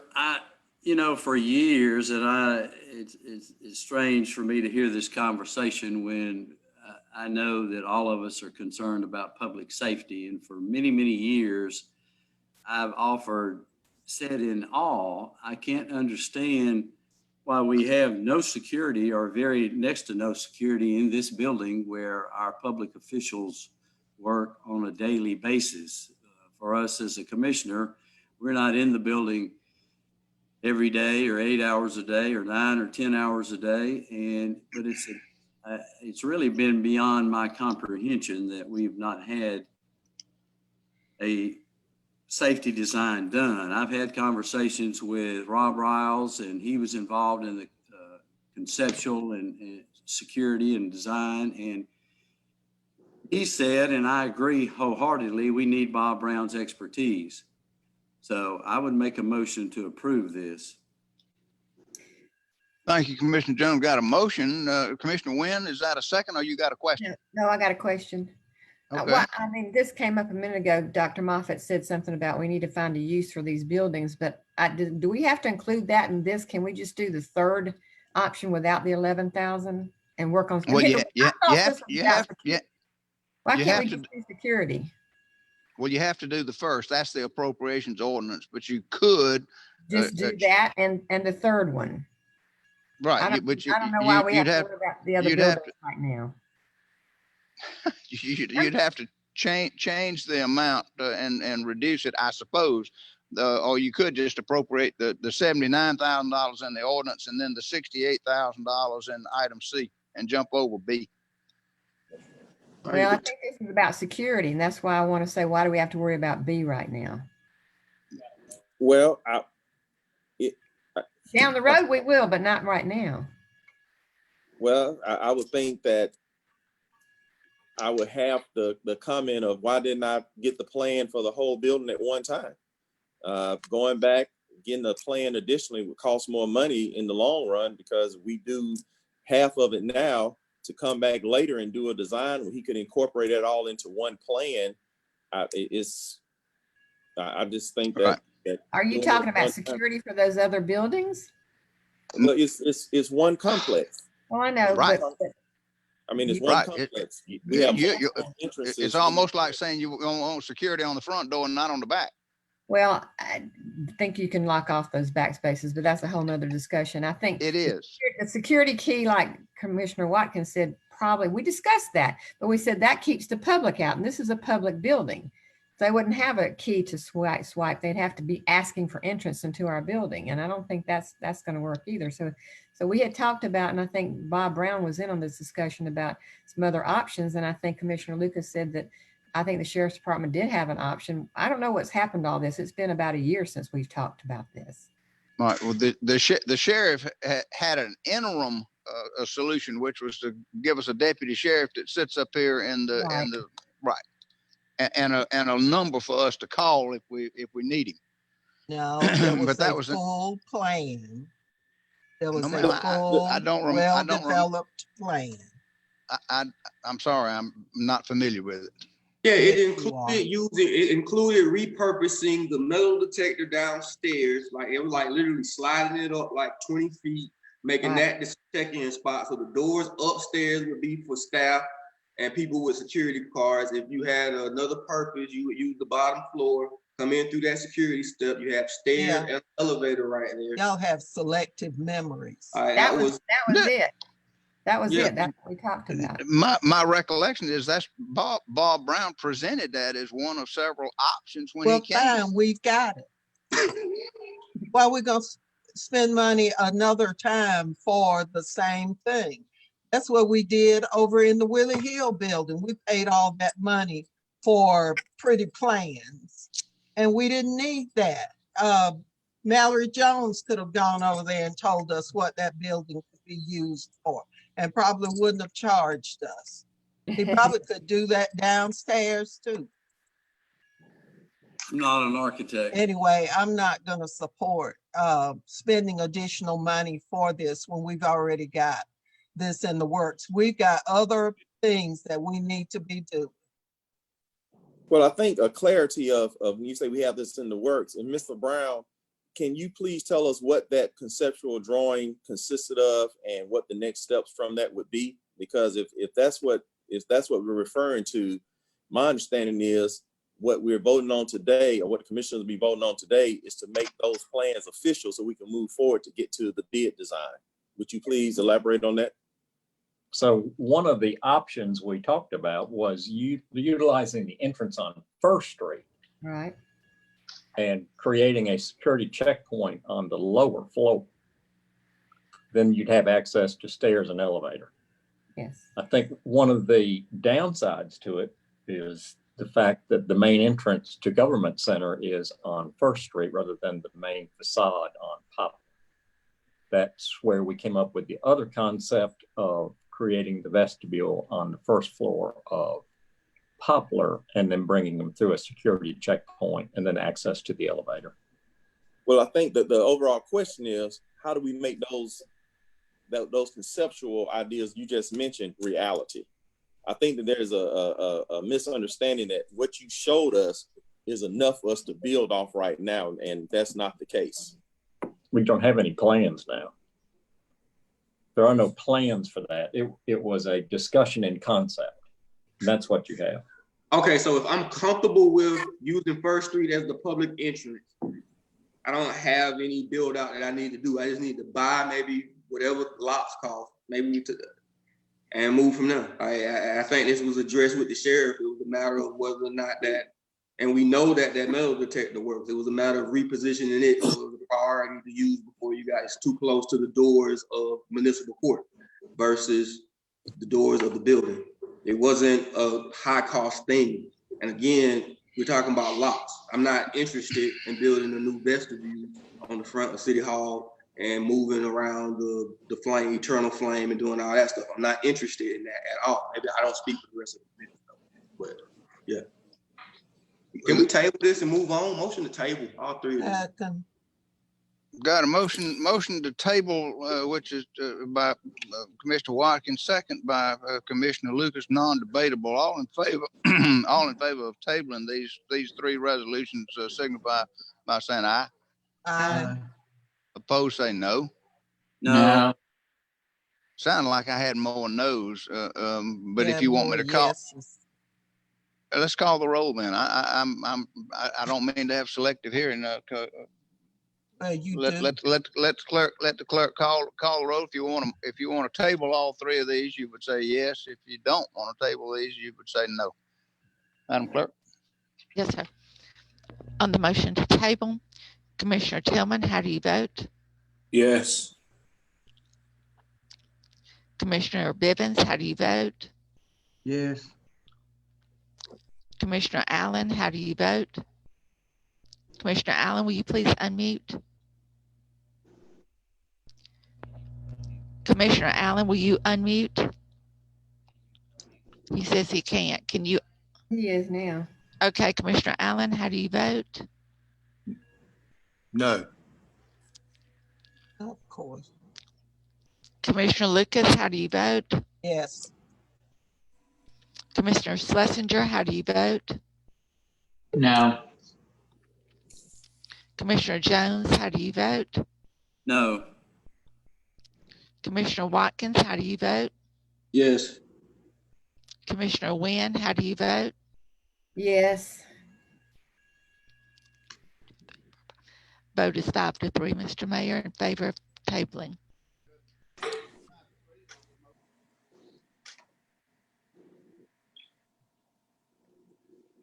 Let's take care of our priorities rather than finding these new things to bring in that the public is looking and saying, what are y'all doing? I'm not asking y'all to do that. Y'all do what you've already voted on. Thank you, Commissioner Lucas. Right, Pine Hill Drive. Well, we're gonna get to Pine Hill Drive momentarily. We're gonna get to Pine Hill Drive. That believe it or not, y'all. Believe it or not, y'all, that's everything on the agenda for the committee of the whole. So I am pleased to conclude this and turn it over to the next committee, which I think is Economic and Community Development. And that's before we do that, I'd like to make a suggestion. What's that, Commissioner Bibb? I mean, I made a request that we have a vote on the committee of the whole. I'd like to offer a suggestion now to the board that anything that comes up on the committee of the whole that has not been approved by the board, we vote no. Well, that's an interesting, but we're adjourned. So bring it up. Have a resolution prepared or whatever. Bob, I asked for a resolution last time that's been ignored. Well, certainly not by me. I don't know anything about it. So I'm sorry, sir. Commissioner Chairman Lucas, the Economic and Community Development Committee, you want to proceed with that? Yes. Thank you yes, ma'am. very much. Yes, ma'am.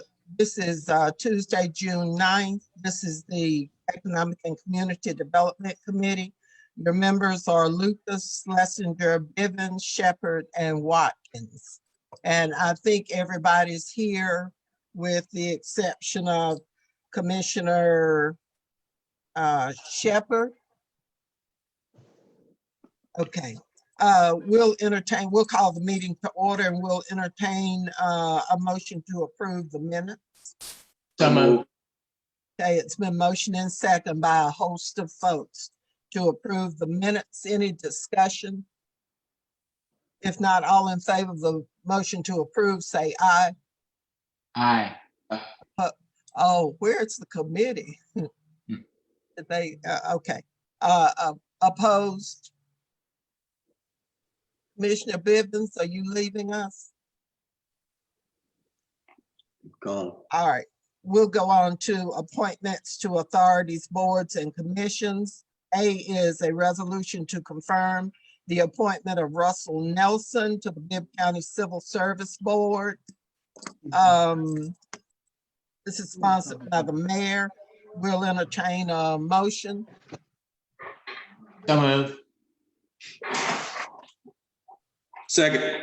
Okay, it's been motioned and second to approve this appointment. Is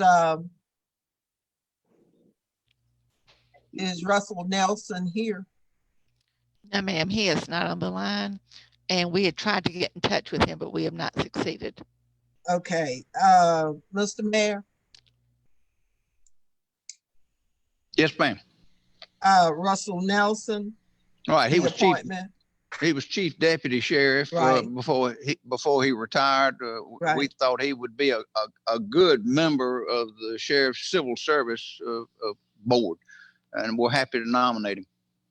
And I agree wholeheartedly. And can we just go ahead and approve this appointment subject to possibly having him to come to pre-commission next week?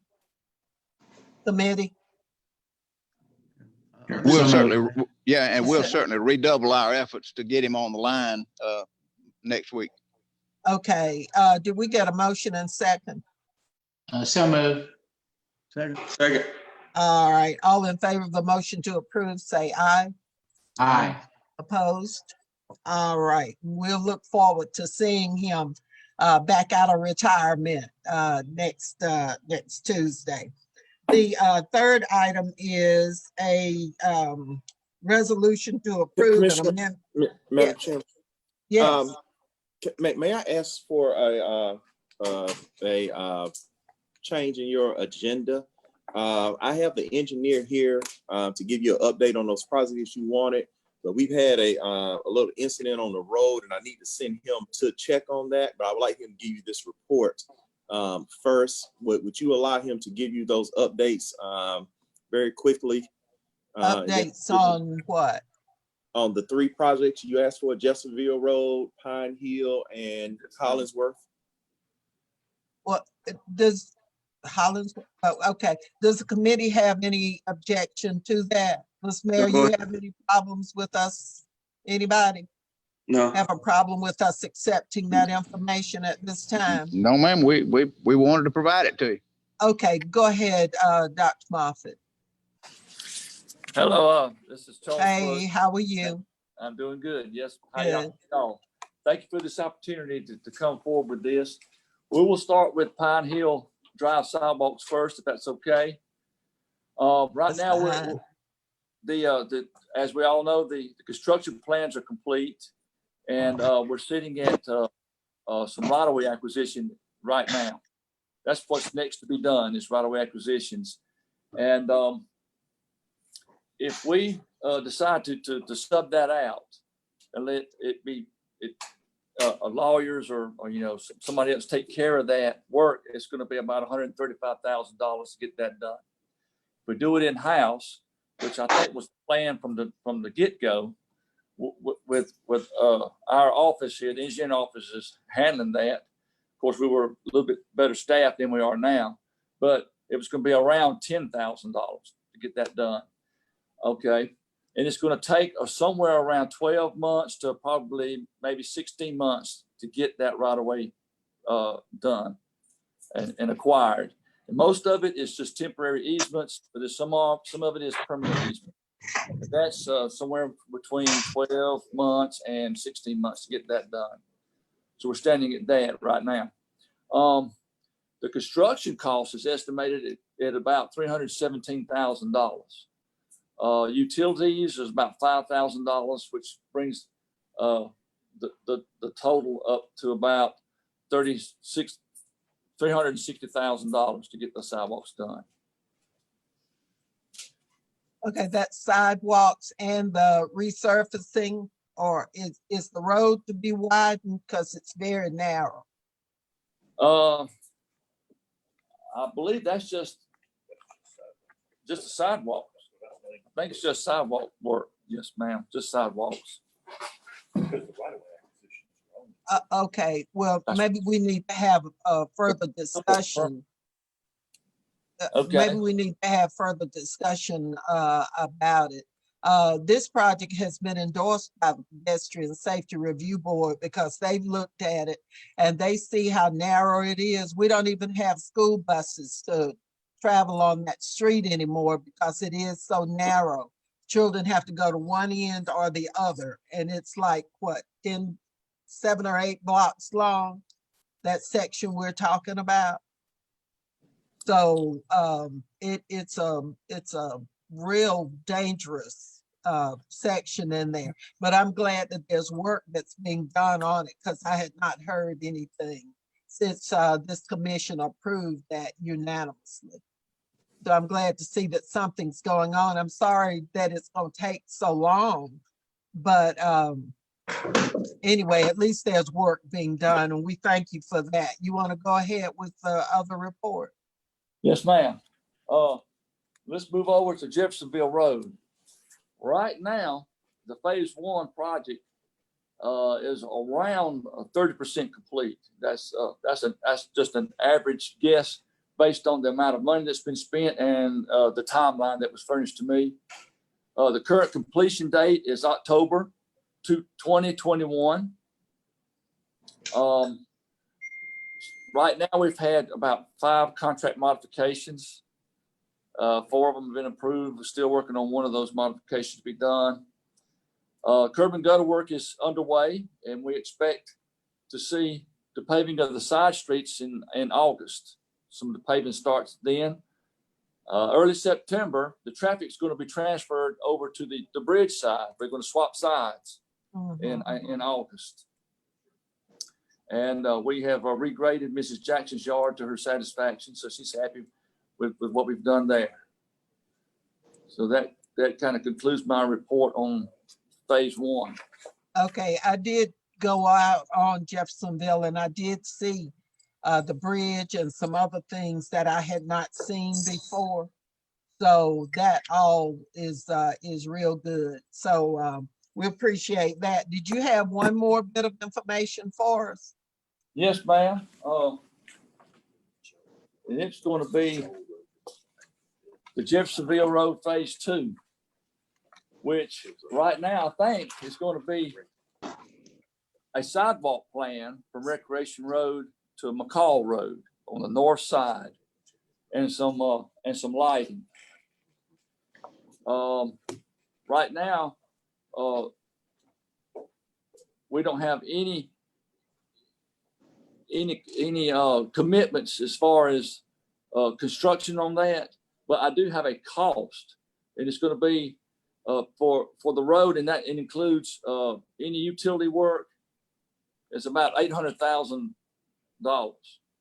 Now, if we put in some special lighting, it could go up as high as about $1 million to get that done. I thought Mr. Mayor, I thought we approved the money. When we approved the resolution on that, I thought we approved the funding as well. It was $1 million something. Well, I got $940,000. It's my estimate. We need to go back and check that resolution or ordinance, whichever it was, because we approved the money at that time. Okay. We don't want to make that mistake. Okay. Yeah, Mr. Mayor, don't you remember we approved the funding? I do not recall. I'm sorry, I don't recall whether we did or whether we didn't. So we need to check the resolution on that. Okay, because I remember the money was approved. Okay. Okay, so, all right, you said Hollingsworth Road. And Yes, I do apologize to Commissioner Jones, because I do realize this information is supposed to be in facilities and engineering, but you heard what they said about getting this information. So we appreciate you letting us get it in this committee. No apology necessary. All righty, thank you.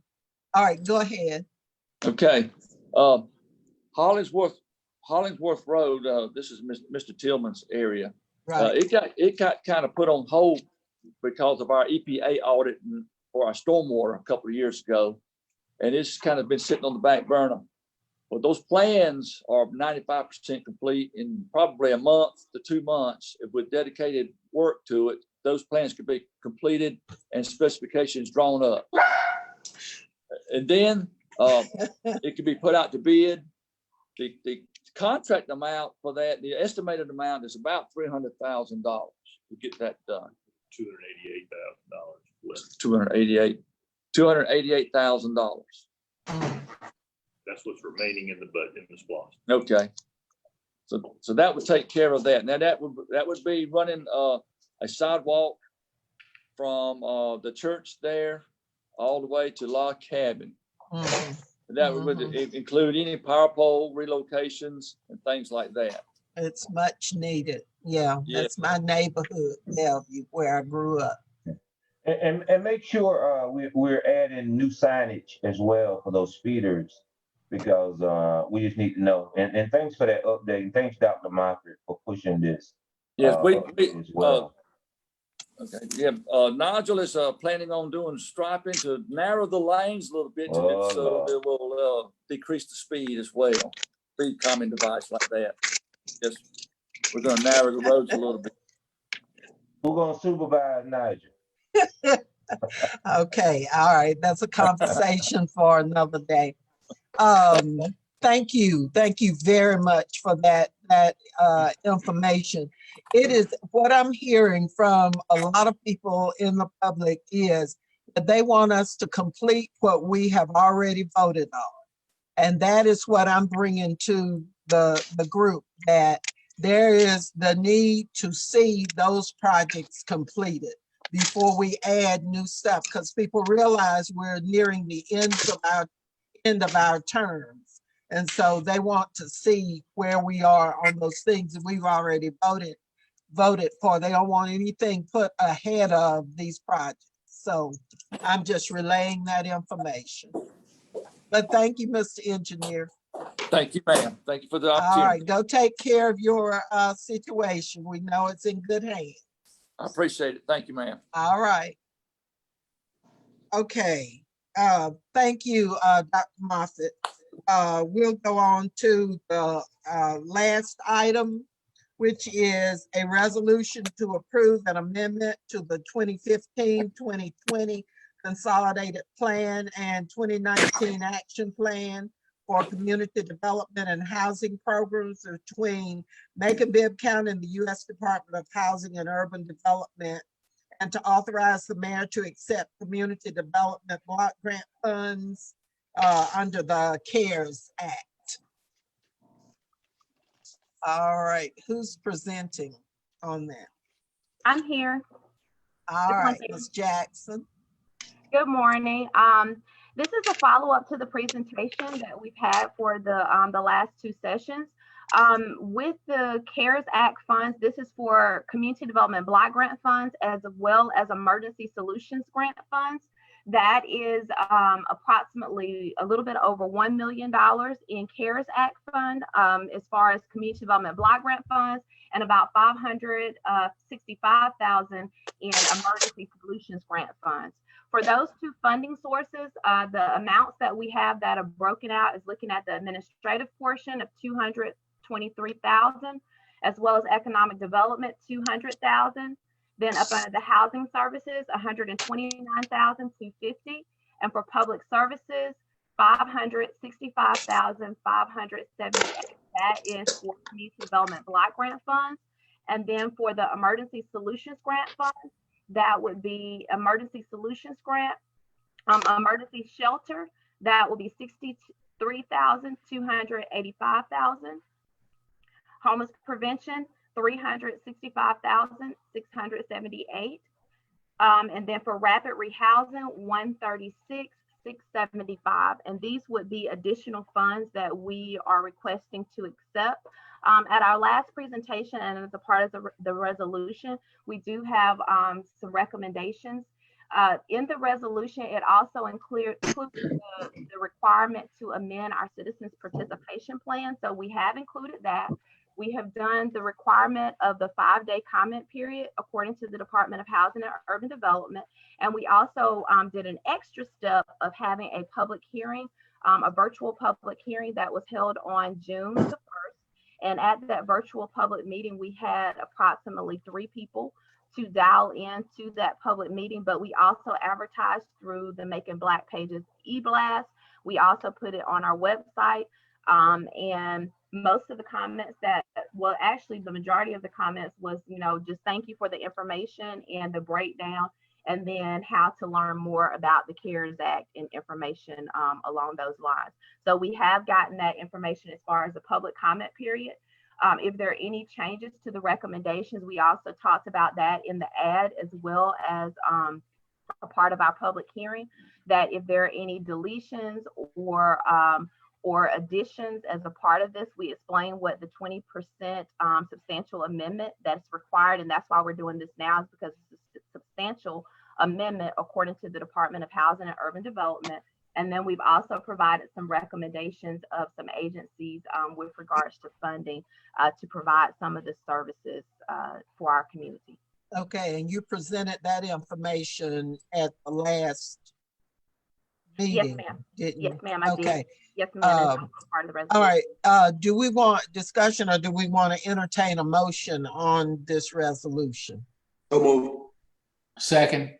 Okay, it's been motion and second discussion. Any discussion? None. Did the Board of Health request is any of the money being used to supplement Board of Health activities? They have not made any requests to us at this time. No, ma'am. Okay, I thought they were supposed to inquire as to how they could jointly fund a lot of the projects on the COVID-19 that they're involved in. But anyway, if they didn't, they didn't. Okay, all in favor of the motion to approve, say aye. Aye. Opposed? All right, Ms. Jackson, congratulations. We're gonna recommend final approval at next week's commission meeting. And we've approved that resolution. So we're very happy that we in Macon-Bibb were able to receive those kinds of funds to help with what's going on. Remind us before you leave what those funds are gonna be used for. For these particular funds, they are provided as a part of the CARES Act. So it will be activities to actually assist as far as the prevention, preparing for or responding to COVID-19 as part of the coronavirus. So some of the agencies, a lot of it is going to actually assist as far as the prevention side, but also looking at from the homeless side, rapid rehousing, as well as trying to keep individuals in the homes that they're currently in that are at risk of becoming homeless. Okay, all right. Anything further from any member of the committee, any other commissioners? All right, thank you. I just want one final thing. This pandemic is not over. And Commissioner Allen and I represent you on the Board of Health. And I feel compelled to remind all citizens that this pandemic is not over. And the folks that we see out there with no mask and all hugged up together and in close proximity are putting themselves and others in danger of getting the virus. And so we just want to encourage people to be smart, wear your mask. It is not a political statement, it is a health apparatus.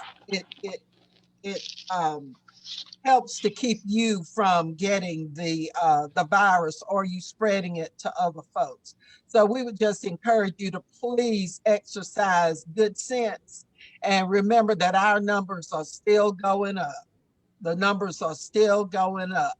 And there's a COVID-19 satellite hospital up near Navison, just waiting for people who get it for their treatment. So we certainly don't want you to be anyone who uses those facilities. So y'all please be safe, wear your mask, exercise social distancing, and be very, very careful. Look out for the elderly and the children.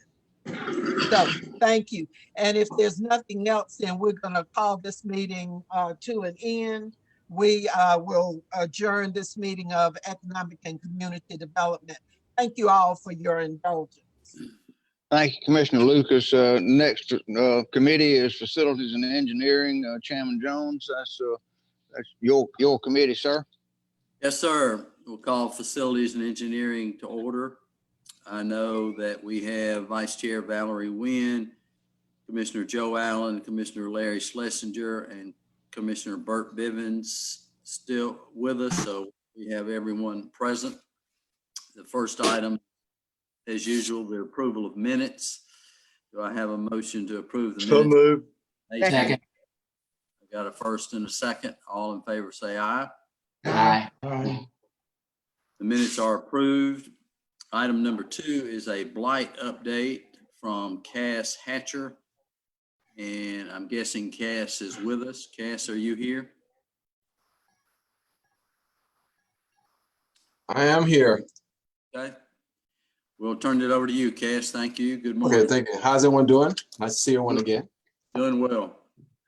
I had a PowerPoint. Was Chris able to put it on for me, Keith? This is Rachel here. I'll have it up in just 1 second. Pulling it Okay, up thank now. you.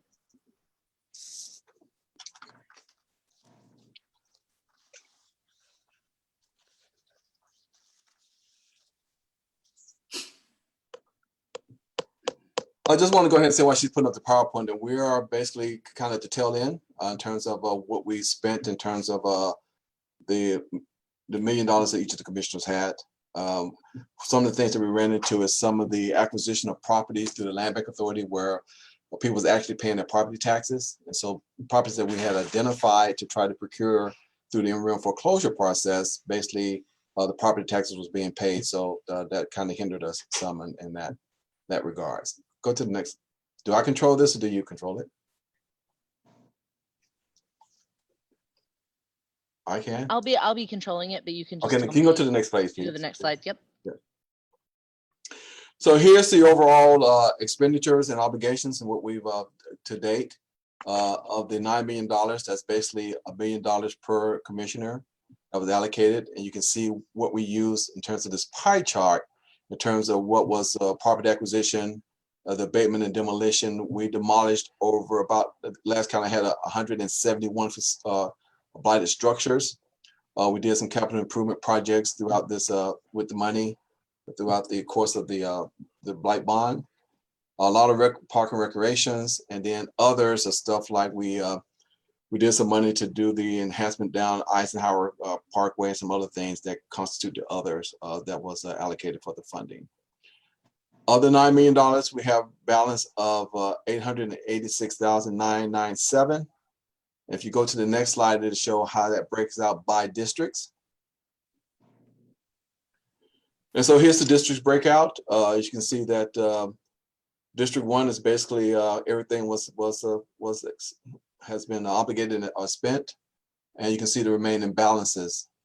In District 4, we had a little bit more money left over because of the we cleared out some of the areas over at, in Unionville, and but didn't cost us as much as we thought in District 5. That's something we can go back and look at if you want to, Commissioner Bivens, but we didn't have enough money to really go and put in streets that needed to be done there. And of course, in District 7 was basically tearing down houses over in that district, and some of them, the property taxes were being paid by the property owners over in Village Green. I would highlight that in District 9, we still just got to close out Fillmore. The contractor's got to do a little bit more work for me over there to finish it up. And once we finish that up, I think I'm going to use some money to go ahead and finish up the Fillmore Thomas Park. But this is basically what's left by districts as regards to the blight bond funding. And Ms. Hatch, I would like to get with you on District 5. Okay. Next. Mr. Chair, is he going to make some recommendations as to That's some the next possible slide. uses? Oh, okay. All right. Come on, Commissioner. I'm surprised you even asked that of me. But yeah, I apologize. That's me. I'm just kidding. But I always try to make recommendations, and so one of the things I've been recommending is that we still owe the land bank for their final year. I think we paid them. Year 1 was paid by Commissioner Watkins, and then commissions added on for years 2 and 3. I think we're going to be going into year 4, and that's what that $75,000 indicates there. So ongoing maintenance of the lots by the land bank. You know, you own a lot of property now in terms of vacant lots that we torn down structures. Those properties are in the name of the county, and so the land bank was responsible per the contractors to make sure they maintain those lots to keep them cut so they don't become overgrown and become a blight in that neighborhood. And then I think there's been some discussion about some additional funding needed for Maddie Hubbard Jones. I think that was a prior SPLOST funding. I think FY12, if I'm correct. Commissioner, there are some blight bond funds associated with the Maddie Hubbard Jones, but I think in talking to Clay, they still may be short and they may need some additional fundings there. And then for any future projects that you might want to think of, like i.e. the farmers market, anything else that the commissioners want to do with the remaining funding. Cass? Yes, ma'am. Commissioner Wynn, you are funding ongoing maintenance of vacant lots. However, I see some of these where some of these houses have been raised or torn down, and they're just lots are just being overgrown. Yes, How ma'am. are you keeping up with that? Because that's what you contract with the Land Bank Authority to do. So you have a contract with the Land Bank Authority. Once they acquire the property, they are responsible for maintaining it, and that's kind of part of what that $75,000 is for as well, for them to continue to maintain the properties. So who do we get with something like that? That would be Everett Vernon, who is the now the I don't know the Everett acting director now, but he's the point of contact right now with the Land Bank Authority. What's his last name? Vernon. I can send you the link. Thank you.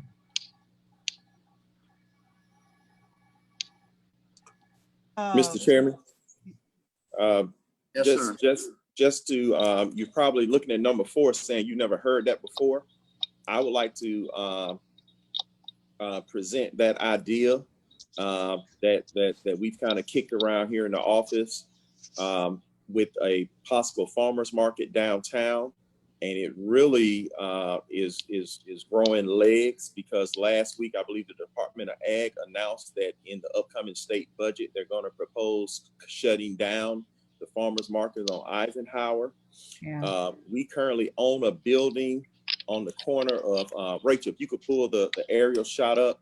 We own a building on the corner of Hawthorne and MLK that we could possibly rehab. I've had Rob Riles go in and look at the structure. I believe it needs some roof work before a farmer's market. And I believe as a child that this was the original site of a farmer's market, or at least in that area. Dr. Moffitt. Dr. Yes, Moffitt, you misspoke. It is not at the corner of Hawthorne and MLK. That's Dr. Cohen. That's Dr. Cohen's building. It's at the opposite corner of Hawthorne and Third. Hawthorne and Third. Right.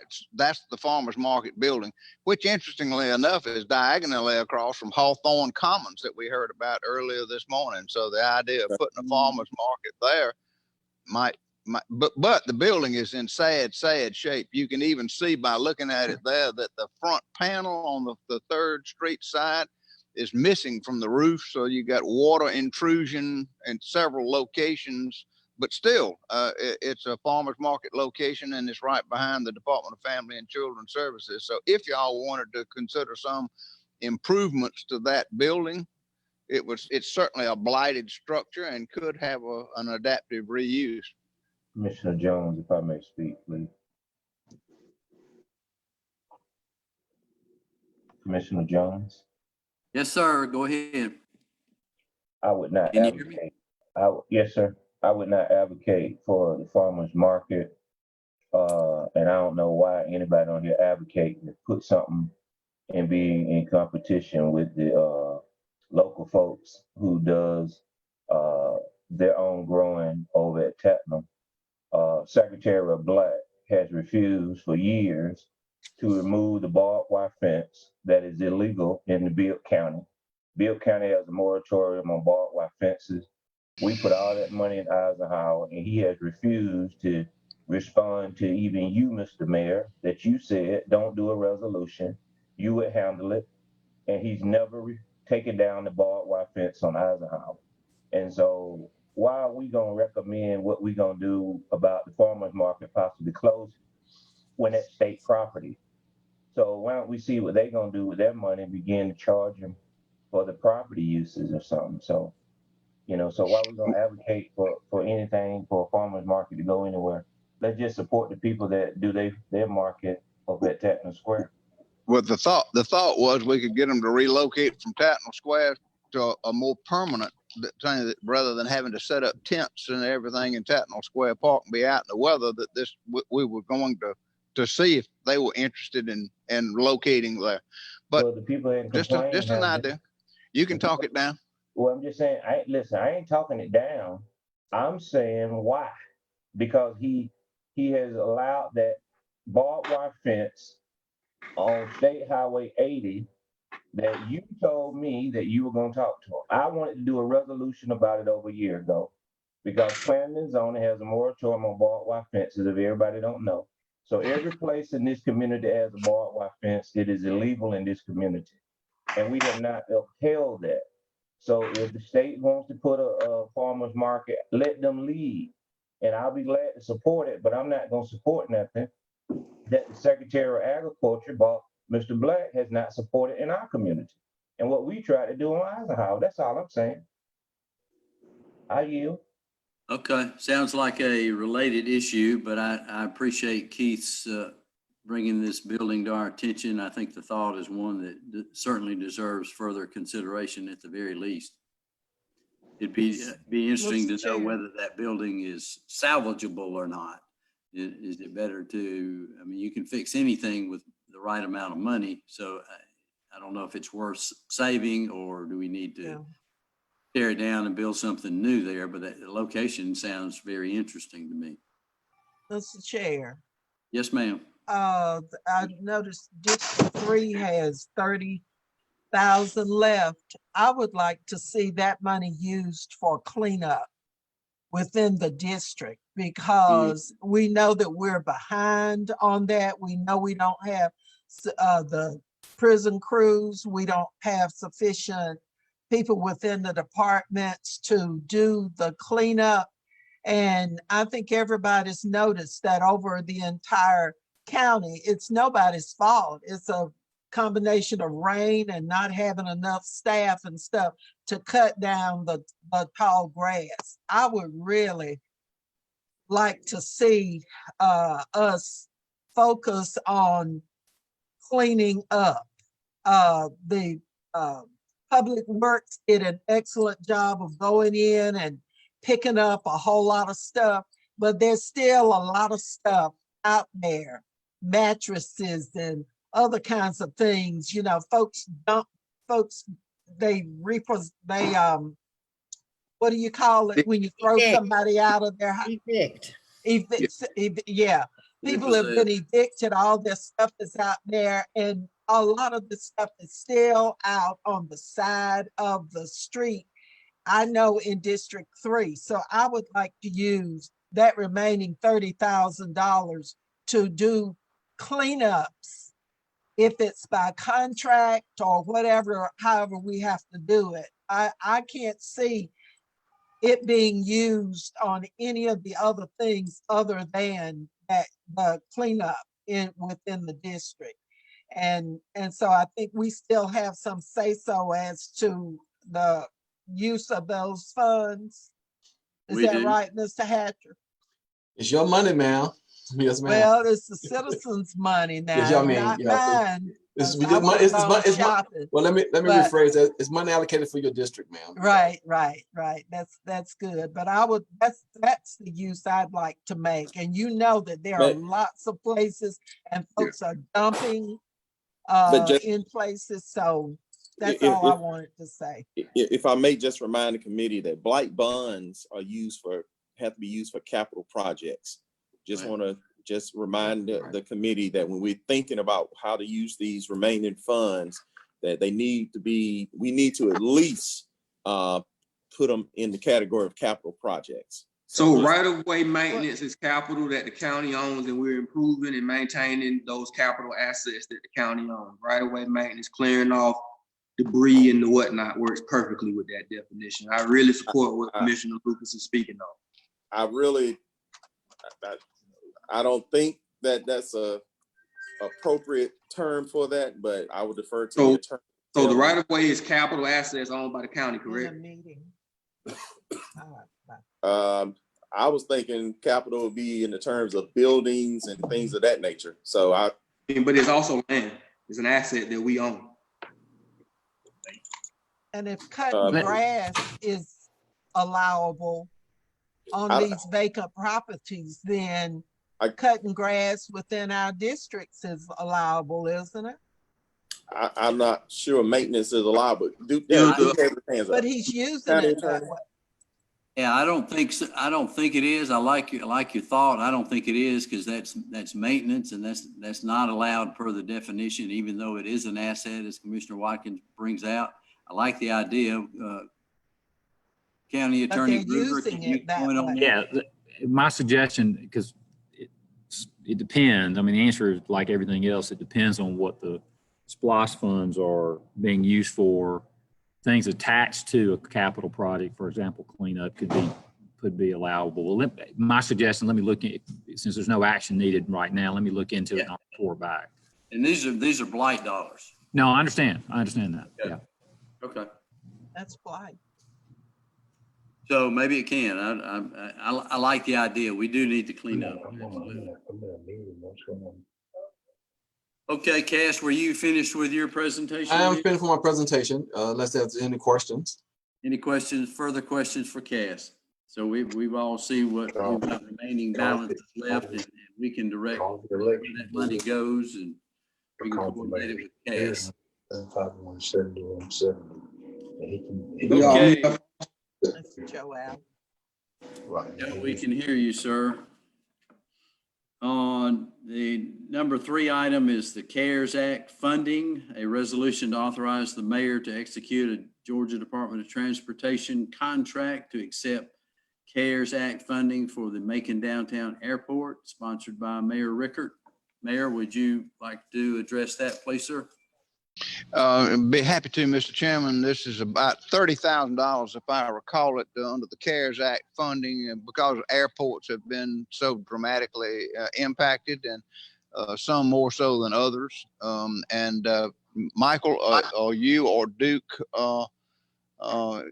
familiar with what we're going to use the $30,000 for, as far as Macon Downtown Airport is concerned?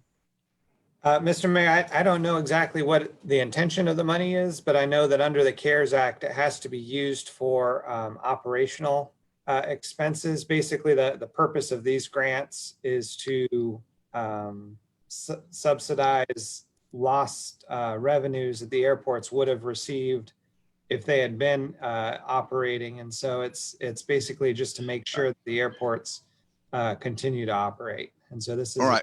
$1,000 grant for downtown. My impression, my understanding is that Middle Georgia State University is the fixed base operator there at Macon Downtown Airport, in addition to having their flying instructions and other courses that they teach out there. And I think that the Industrial Authority is trying to coordinate with TBI and Middle Georgia State University for an appropriate use of the $30,000. But this would allow us to accept that grant with the limitations and restrictions that it carries on what it can be used for. So they get all the money. We don't. Macon-Bibb doesn't get anything, even though we fund the TBI contract and we allow the fixed base operator out there. We don't get anything out of that as reimbursement for, support that we've given. No, I'm not trying to say that. And it could be that part of the money could be used to help us pay for TBI. Well, that would at least be reasonable, because we pay a lot of money for TBI, and we need to re-examine that contract too, and see if we're getting our money's worth. Okay, any further comments? Do I have a motion to approve the CARES Act funding number 3? So moved. Second. I'll second. Got a motion by Schlesinger and a second by Wynn. Any further discussion? All in favor say aye. Aye. Those opposed, same sign. The motion carries. Item number 4, Lake Tobesofkee Ranger Station Project, a resolution to authorize the mayor or his designee to execute 2 change orders to the construction contract between Macon-Bibb County and Warren Associates in in the total amount of $95,049.58 for additional improvements to the Lake Tobosoffke Ranger Station project to be paid from 2018 SPLOST proceeds, Recreation Lake Tobosoffke property line item, sponsored by Mayor Rickard. Mayor, will you want to address that, please, sir? Right. What I'll do is turn it over to Dr. Moffitt. My impression is that the bids came in lower than expected, and there is some additional money that can be available within the same scope of work. So it may repair a couple of additional bathrooms and pavilions. But Dr. Moffitt, can you give us details on that, please, sir? Yes, sir. And I have Clay here to give you the specifics of the work that's to be done. Good morning. The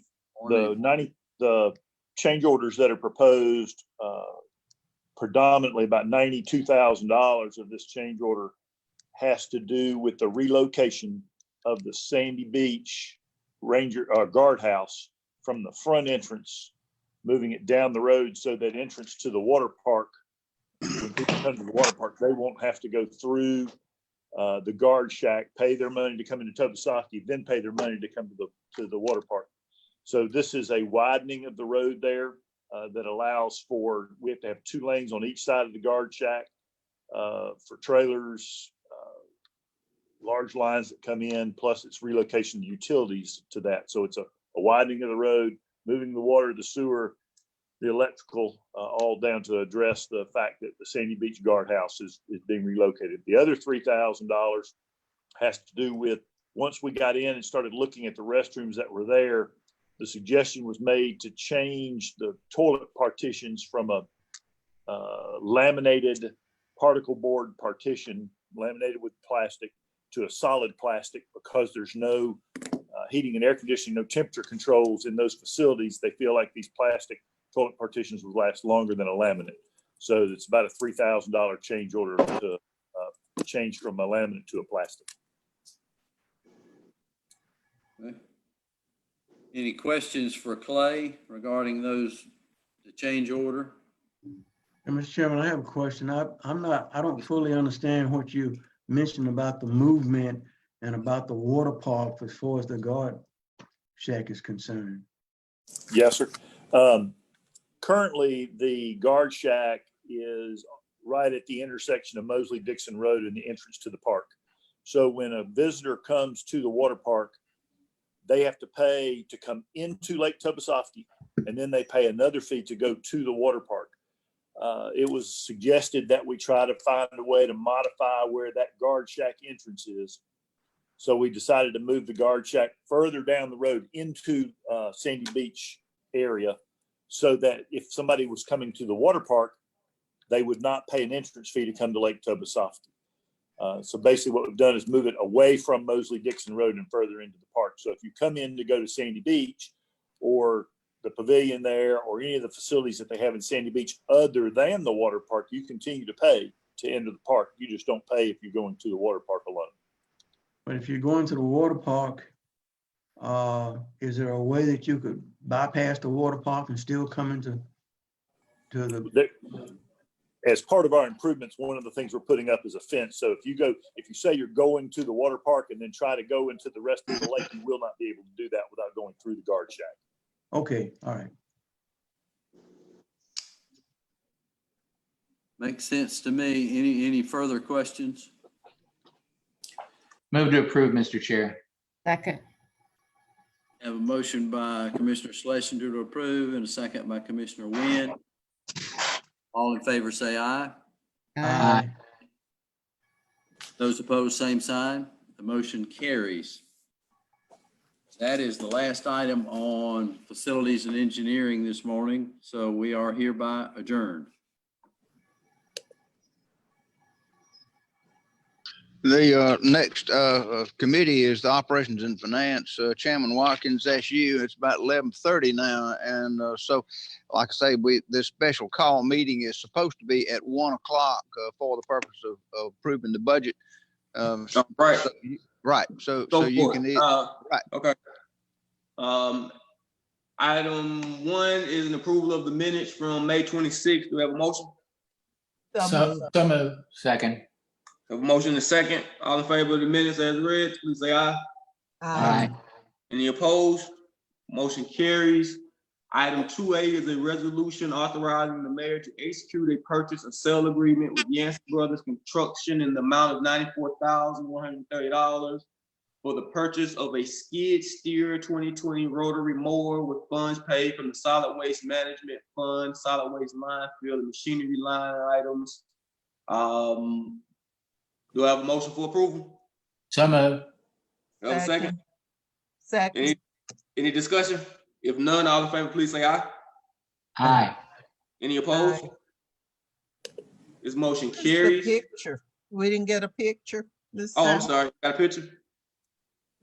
I actually tried to find a picture of this particular one and it wasn't in the resolution and I couldn't locate one. I apologize, y'all. All right, you slacking. You slacking. Have those Beautiful for Rachel. She tried. Item B is a resolution approving the submission of the Macon-Bibb County 5-year short-term work program and capital improvement elements to be submitted to the Regional Commission for compliance review. I'm assuming everybody's had a chance to review this document. Anybody have any questions? If not, I have a question, Commissioner, Mr. Oh, Chair. In this document, it talks about a lot of funding, some state, some local, some national. Do we get a percentage of what the local portion would be? There's no breakdown of these portions. So usually we would be paying out the local portion. You know, a lot of our funding is, you know, some type of, you know, like with the airport, we pay what the federal government gives us 60%, the state gives us 15%, and we make up the other 5%. You see that a lot of times. Well, I know, but I saw one item that was $2 million and it had local and I forget what else, state. I just wondered how much of that $2 million was ours. Oh. So the breakdown is that not there. It just says federal, state, local. So we don't know what we're going to have to pay on those things down the road. That's just my comment. Yeah. Further comments, questions, concerns? If not, then I already have a motion. No. So moved. All right, second. All in favor, please say aye. Aye. Any opposed? Motion carries. Item C is a resolution to authorize the mayor or his designee to execute 6 change orders to the construction contract between Macon-Bibb County and International City Building in the total amount of $66,000 for additional improvements to Henderson Memorial Stadium project to be paid from capital improvement fund. I have a motion for approval. So moved. Second. A motion is second. Yeah, so just as a point of note, this is a change order and it's a bunch of different items. And Clay, I think, is here to speak a little bit more to it. But again, this is $66,000. This is what I consider to be somewhat of a typical change order. I took issue with the one a couple months ago at Lake Tobo for like double the amount. But do you want to go over this, Clay, or do we have any further discussion? I'll be happy to, Commissioner. Right. Basically, what we're able to do is this is putting in the benches in the field houses, the kitchen equipment. It's adding some items that we weren't 100% confident that we were going to have the funding to put in the project. The commission had agreed to spend a total of $3.5 million on Henderson Stadium. We have those funds available. It requires no action from a budget standpoint, but we're supposed to be finishing up by the end of June, no later than the first week of July. And these are just basically the landscaping, the kitchen equipment, some other smaller items. All right, sounds good. And Mr. Chair, I just wanted to see how, is that gonna look like the drawings? Is it gonna be pretty much? Yep. Like that, because sometimes the end product doesn't look like the. Starting to shape up. Like I'm driving past it, it's starting to shape up. Yeah, I've seen some change. It looks better than the pictures, if you ask me, Commissioner. Okay, all right, I'll ride by next couple of days too, because it's who's that handsome gentleman in the middle of that picture? there. Can we see that But picture item again? C is a resolution. Look in your wallet for The that. one with the dark glasses. We have a motion and a second for item C. Further discussion? If not, all in favor of 66,000 for change orders to Henderson Stadium, please say aye. Aye. Those opposed? This motion carries.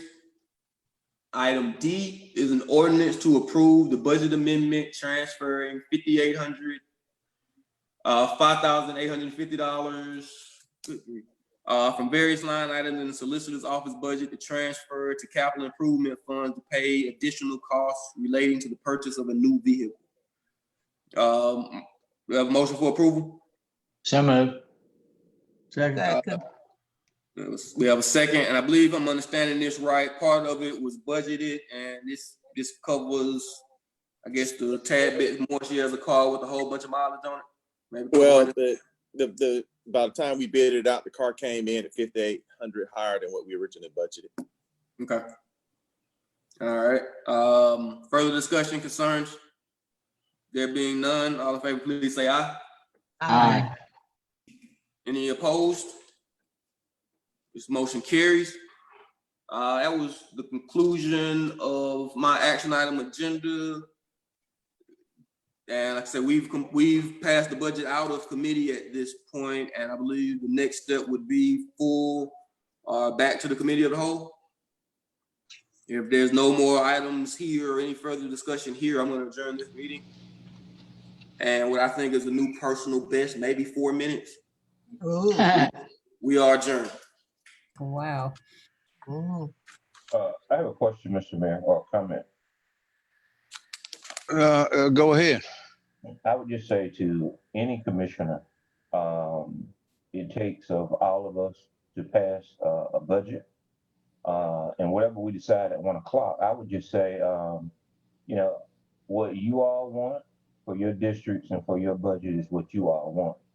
But do not pick and choose, because I've seen an agenda where something has been chosen to say that what they don't want. So you don't have to just vote for what I want. And I'm not going to say remove your item or what you may be interested in. But so whatever your item is your item. Whatever my item is that I'm interested in is what I'm interested in. And at the time, I think you can, express that. But I think overall, this mayor's budget overall, everything is not going to be in there what everybody wants. And so this is a part of a compromise. And so I was just saying that because I did see the commissioner who specifically put something in there. I said that they wanted to remove something I want. You haven't called or talked to me. And you still have time to do that, but don't do that and put something on an agenda item to remove something that I've placed on an agenda. I wouldn't do that to you. So feel free to call me. I'll be here waiting on your call till 1 o'clock. Thank you. Thank you, Mayor Pro Tem. My thought is that now that Chairman Watkins has basically said his committee has already passed the budget out, that we recess now and reconvene at 1 o'clock.